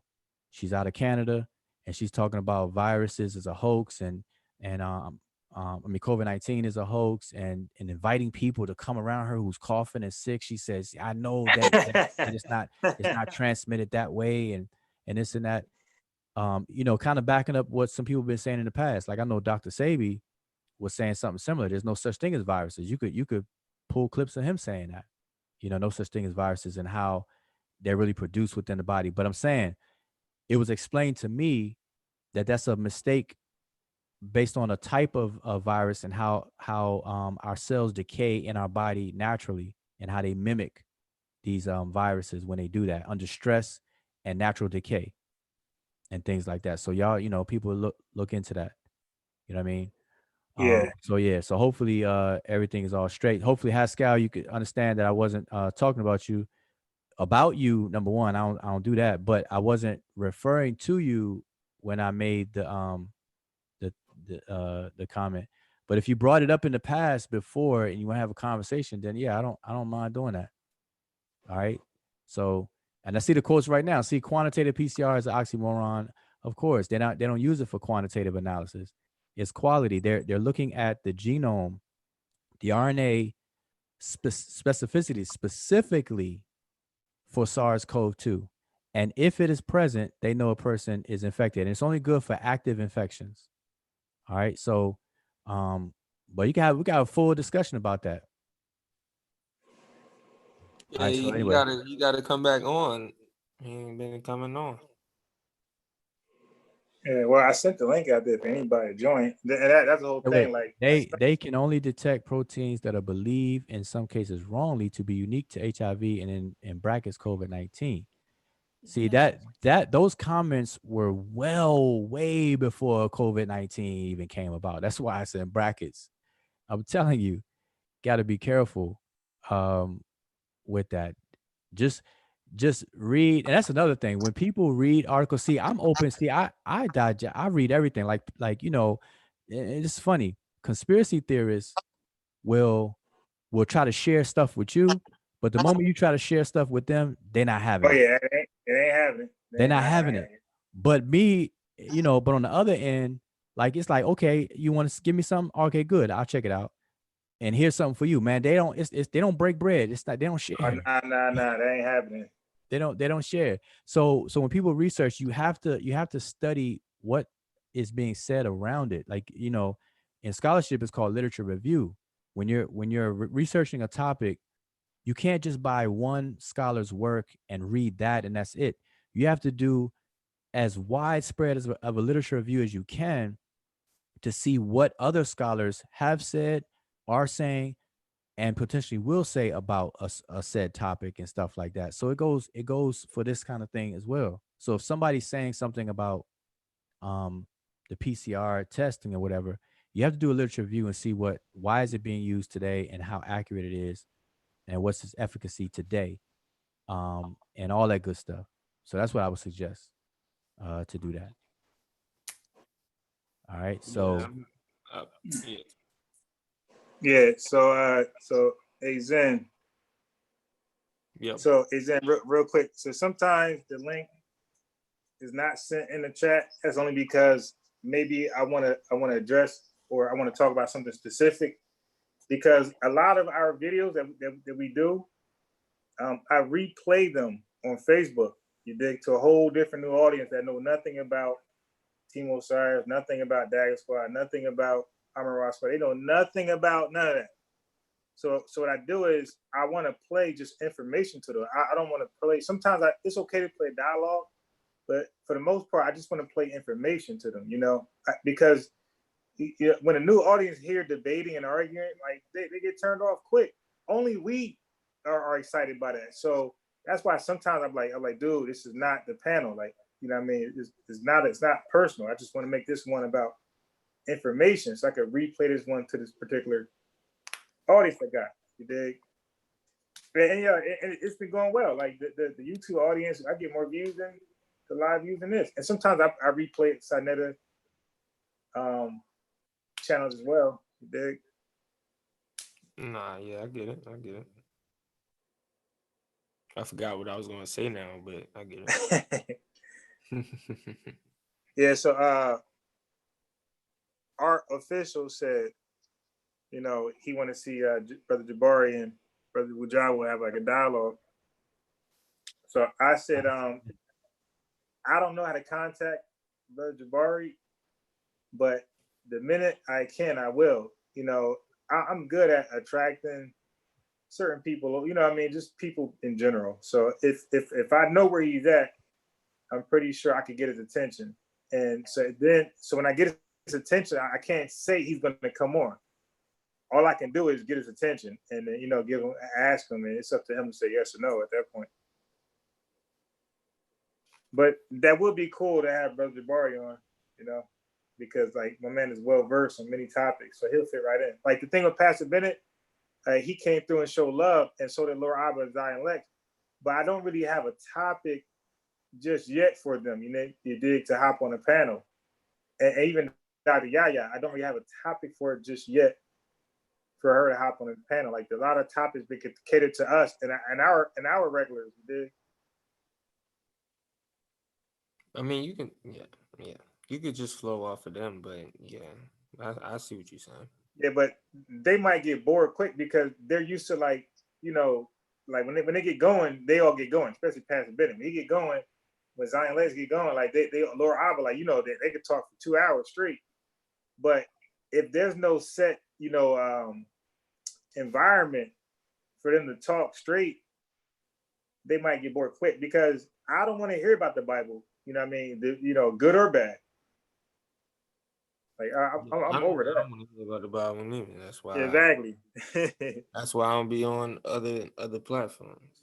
So you know what? I would love to hear Zion Lex's stance on Kemet, because I don't know how far he read into it, but as far as what we talk about, like what were the Egyptians literally believing in stuff, or did they just, you know, figuratively believe it as a symbol? I would love to get his take, only if he actually looked into that before. I don't want a random opinion.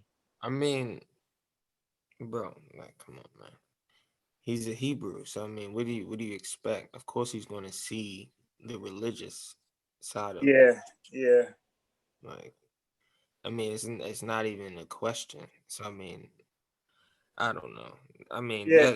that's a conversation I probably would sit out on and just listen to, but Yeah. yeah, So I would be up for it, you know, just to have it on the channel.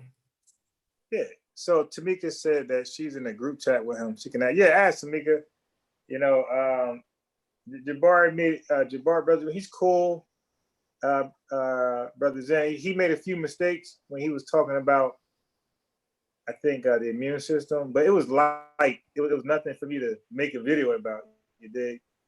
But you know, it was like, but believe it or not, I don't do that. Like a lot of people make mistakes when they talk about viruses and vaccines. And if I was beaten bored, I can make a boatload of videos on a lot of people, bro. But I just don't do it.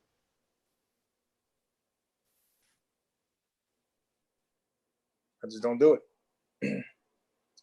So Zen, you usually check out before me, but again, I don't want to stay late, and I want the videos to be tight, like short and tight. So I sent the link out earlier, and that was really for, like, this live was really for, it was really open discussion, to be honest.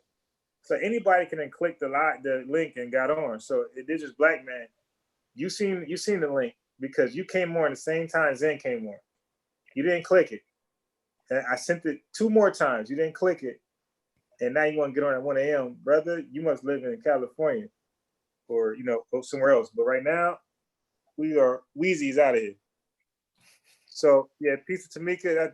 She's a new name. I don't recall that name. And everybody else who came in. And I don't mind Wudjau and Haskell. You know, if Wudjau was willing, like, I don't mind them two getting it in, just them two, you dig? So when when they decide to do that, the panel would be just theirs. It'd be like, I would be straight mute. It'd be Wudjau Haskell show. But guys, you can't get emotional when sometimes I want the panel to be something else. And I don't want people in there. I mean, that's just life. You did. Everybody does that. Sometimes Garfield got people, sometimes he doesn't. Sometimes Punk want people, sometimes he doesn't. I mean, everybody do that. So, like, I'm no different. But on that, then you got anything else you want to say before we wheezy out of here? Nah, bro. I'm good. Peace. Yeah. There. So, somebody asked, well, the chat asked that did your dad get tested? Did you get tested? Nah. So basically, if if you live in the same house with somebody who has symptoms, they're not going to test you because by default they're going to treat it like you have it as well. So they suggest everybody who's in the house to quarantine. So it's only my mom and my dad living in that house, so they quarantine. Oh, so hey Mika, why does Sanetta call you Mecca? And you never correct them? Yeah, you got to type in parentheses MEEKA. So now, but why? But we're Zen, back to you. But were you not in the same room as your dad? Yeah. But yeah, that, I was about to say he was way over 6 feet from me. He was facing another direction, and my parents don't exactly have a small house, so it was, yeah. I was in and out. I was in there maybe 5 minutes, but yeah.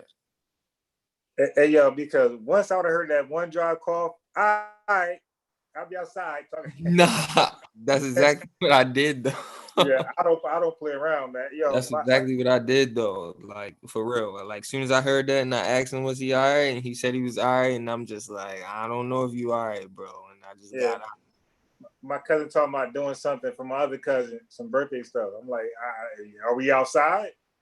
Because if we inside, right. I'm careful. I don't know how careful you guys are, but I'm good with that one. What happened? Nah, I truly believe my father gave it to my mom's, but my mom, she had a stroke, you know what I mean, before, and you know, well, she would, the strokes are tied to COVID-19. So I mean, hey, whatever. Strokes are susceptible. You see what I'm saying? Yeah, strokes are a direct tie to COVID-19. Not every stroke, but strokes are tied to COVID-19. By the way. Yeah. Well, I mean, she had it a couple years ago, but yeah. So like that's why it's important to get tested because they say like I think something with your blood clotting, and that's what leads to a stroke. And if you don't catch it in time, they say it could be fatal. Yeah, man. So I don't know. I'm hoping she good. You know, when I talked to her today, she didn't sound as bad as she did yesterday. So yeah, I hope that your mother has a speedy recovery. You know, because if she's diagnosed with it, then you know it's a matter of it taking its course and stuff like that. So she gotta just do what she gotta do and do what's necessary. And you know what I'm saying? That's yeah. And that's the thing, boy. Like nobody, you know, I had somebody tell me, I had two people, I literally heard two people say that they want to get it. They want to get the virus. They want it. And they were serious. Because their belief is that one, it's not that they don't think it's a hoax or nothing. They know it's real, but they want it because they want it because one, they feel like they're healthy enough to fight off it. Yeah, for it to not have no effect or whatever. And then they want to be immune and add to the herd immunity. And I'm like, man, y'all. But the problem with that is that like there's no scientific website that says you're gonna be immune. They all say it's possible, and it's possible you won't be immune. Yeah. Not only that, they don't know whether or not you can catch it again. Right. So but that's not a guarantee. Yeah, so it's just up in the air. It's like, why do you want to risk it? Just take the proper measures that you need to take. Man, all they gotta do is watch those videos like, the worst case videos. I ain't talking about, because everybody suffered differently, but just watch the worst case scenarios when they can't breathe and they shut. Man, when you see that, I'm good, because I now mean, of course, my girlfriend's sister, she's like 30, 29, 30, and she was just on a ventilator. She's in New York. She just got off the ventilator like last week or something. it would job. Remember that scientist? I think his name was Dr. something, Hotez, something like that. But anyway, he was pointing out that the same underlying ailments that the COVID-19 attack and kill, those are the same underlying ailments that the influenza attack and kill. So these same people are still yearly exposed, or at risk of the influenza virus. You dig? So you're never safe. So the point is, you guys want, if you can control it, you want to get in shape. And you want to get in shape because you're at risk every year. The influenza, it kills the people that die for influenza are the same people who has been exposed or died, suffered the worst from this COVID-19. Same people. Of course, lower in numbers, but same people. And also healthy people die too, just not nowhere near like the rate. So for the person who wanted to get it, Wudjau, with a healthy person, they die too. Yeah, and it's a big thing. That's there's a lot of negative things that's going on about the outbreak, the COVID-19 outbreak, and all that.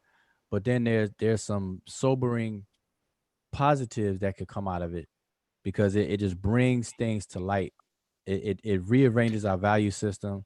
It puts the focus on health. It puts the focus on what is real food versus this stuff we call food, and it puts a different paradigm shift on the whole concept of eating and a whole so-called healthy lifestyle and everything like that.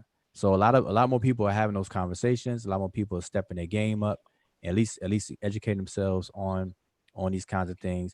And it's just sad that everything is flooded with misinformation and conspiracy theories during this time when people are really, really thirsty for some good quality information, because people are willing to make those changes now, in the midst of an outbreak. Because I'm telling you, it takes experience is the best teacher, as they say.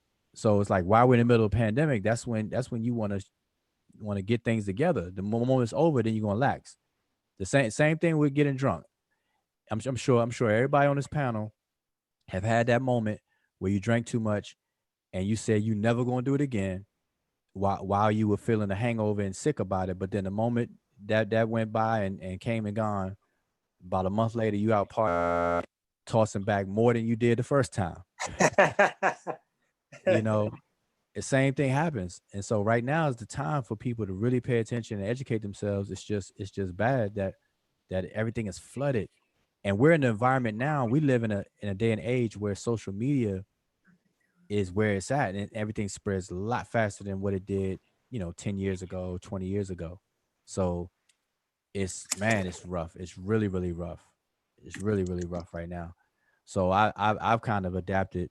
I don't get frustrated nowhere near like I used to when I try to, I'm like, man, why can't people understand? But I get it. It's everything is not for everybody. Nah, yeah, like I legitimately used to argue with people, and now I don't really want to. You know what I mean? Like I don't see the energy. I don't like to put the energy into it, because it's like I can't change the world. You see what I'm saying? Mhm. I came to that realization that I cannot change the world. I can only do what I do. You know what I mean? And either you're influenced by my actions or you're not. Yeah, Yeah, and yeah. that's a good thing. Yeah, my whole thing is like I agree with both of you, and I take the same stance. My only thing is for the chat that feels like us, that might not be as well versed than us. I repeat it often so that they can be. So maybe they can reach the person that I can't reach, information. So that's all I wish for. I wish the chat can know as much as me, probably more, and come back and share with me, like how Jenny Wudjau was going to come back and share with me what I don't know and educate me and increase my knowledge. So that's my only thing. My only thing is, hopefully, like the chat, those who are scientific, pro scientific literacy, hopefully those people can hear our words and try to remember them and try to educate and teach their friends and family and possibly create their own lives and do the same thing. Yeah, yeah. So that's it. So you know, one thing about this, people are learning, and it's going. You know, what comes out in the wash, I know people are going to step it up. Even those who have been inundated with misinformation, at least there's little nuggets of facts in there that they can benefit from, and that's cool. You know, in the long run.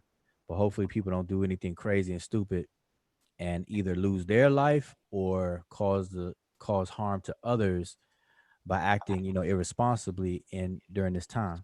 And that's what I see people doing too. That's what we got to worry about. But hey, last thing I want to say though, on the conversation about the different forms of testing, if anybody got some time and want to watch several short video clips, go to YouTube and just type in the search bar, type accuracy for PCR test for COVID-19.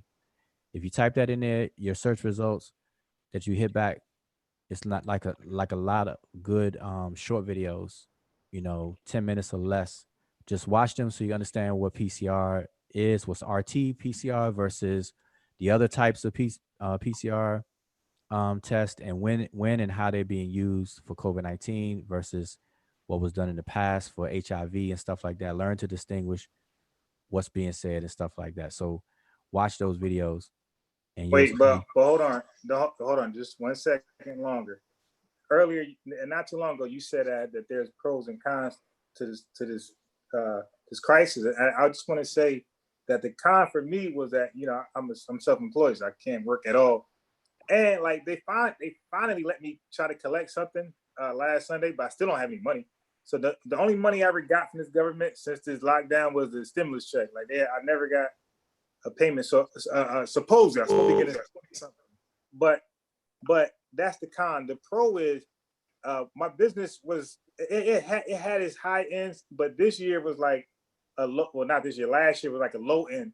So my boy said you got to do something different. But you know, when you have a business, it's hard to do something different when you're in motion. You just can't stop things. That's a huge risk without significant money saved. So what this virus thing did was it created a mandatory shutdown. So it gave me the time that I needed to do a remake, and because of that, I now got online classes and Wudjau, I learned that Zoom, you can give people access to your actual windows. You did like our application, so I can give you permission to access my desktop. So you actually can you can Google it for me on my own thing. Mm-hmm. So for me, like that's very, very important. So I'm pretty much ready to get back in population now because now you know I got a remake. I got a remake over, a makeover. So yeah.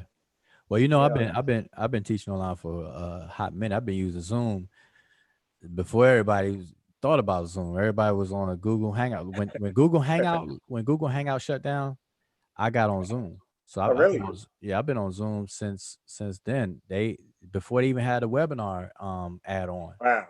And stuff. So I've been dealing with Zoom for a hot minute. And so yeah, it's good. And they've improved, they improved for it. I was on GoToMeeting.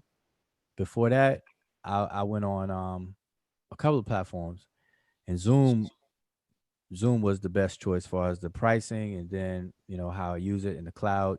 StreamYard was decent too. Yeah. It's pretty good. So yeah, Zoom. So I'm familiar with that. So yeah, you're right. You could share your they got the whiteboard. You could share, give control. Yeah. Those are things StreamYard can do. Yeah, and also they have breakout rooms. They got breakout rooms where you can have a whole load of people, and then you can have separate rooms based on different topics, and you as a host can go from one room to the other and do all the kind of stuff. So you can really check it out. You can check it out. Crazy, yeah. Yeah, so I use it for all my online classes. You get up to 500. Well, it depends on what plan you get. Right. 100 is decent. Yeah. So you can use it to go live directly, but that's not even how I use it. I don't use it that way. I don't have a webinar add on.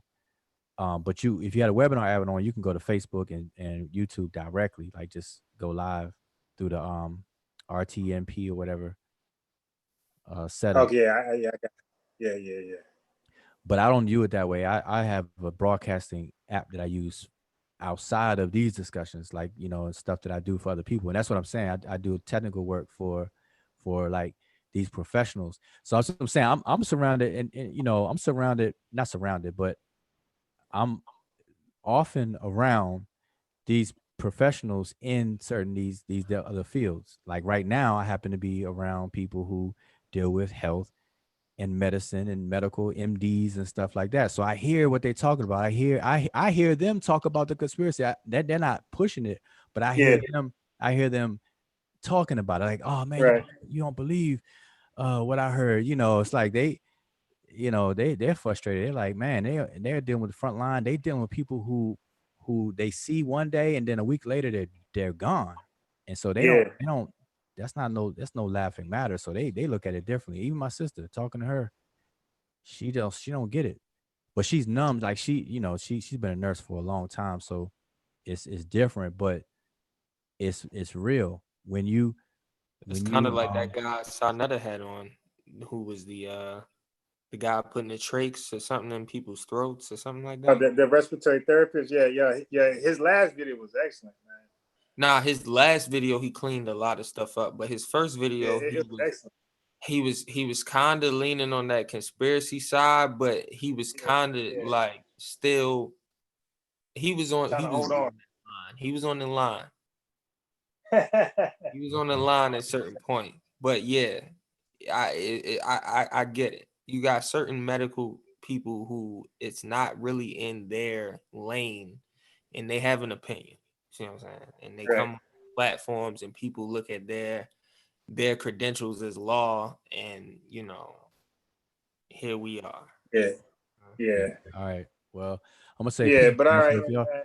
if y'all talk about, yeah, look, but keep your eye on that name. I just Amanda Vola or whatever. Yeah. She's an upcoming. She before you know it, she gonna have 100,000 followers and I'm pretty sure somebody from the chat I'm using that name from now on. somebody. Yeah, y'all will just advertise there. Yeah, Word. I guess I did. But her name came up. I didn't know. I had no idea she even existed, and it came up. Then a conversation. Yeah. Well, what I want to do sometimes, again, the list I got. I want to talk about Lyons. What's his name? Dr. Lyons, the dude that was at the debate with us. Yeah, so I got a lot of information on boy, like what he's qualified to do and what he's unqualified for. So he also was speaking out of turn. And when he says evolutionary biologists, that's redundant. All doctors, all scientists are evolutionary biologists. So like that's not even something to gloat or brag over. They all are. Because they all learn biology. So that's all. So, but anyway, I want to get on him and a few others. You know, we're gonna get into it. But we out. Weezy out. Peace, Melvin. Peace. Oh yeah. So I didn't do my normal send everybody link because this was some last minute. You know, I really wasn't go live. I didn't really feel like it. I ain't feel like dealing with the foolishness. So I was like, I need to go live. I went live playing Sonetta first, just to see if everybody's gonna be around. But yeah, Zen, man, thanks for stopping by. You dig? And we are out of here, my dude. Yeah, how do I cut this thing off? Peace to the fam. Thanks for showing up. I hope y'all like the bill. Hope it's educational. Hope we're not too messy. So how you stop this thing? Okay, peace, fam.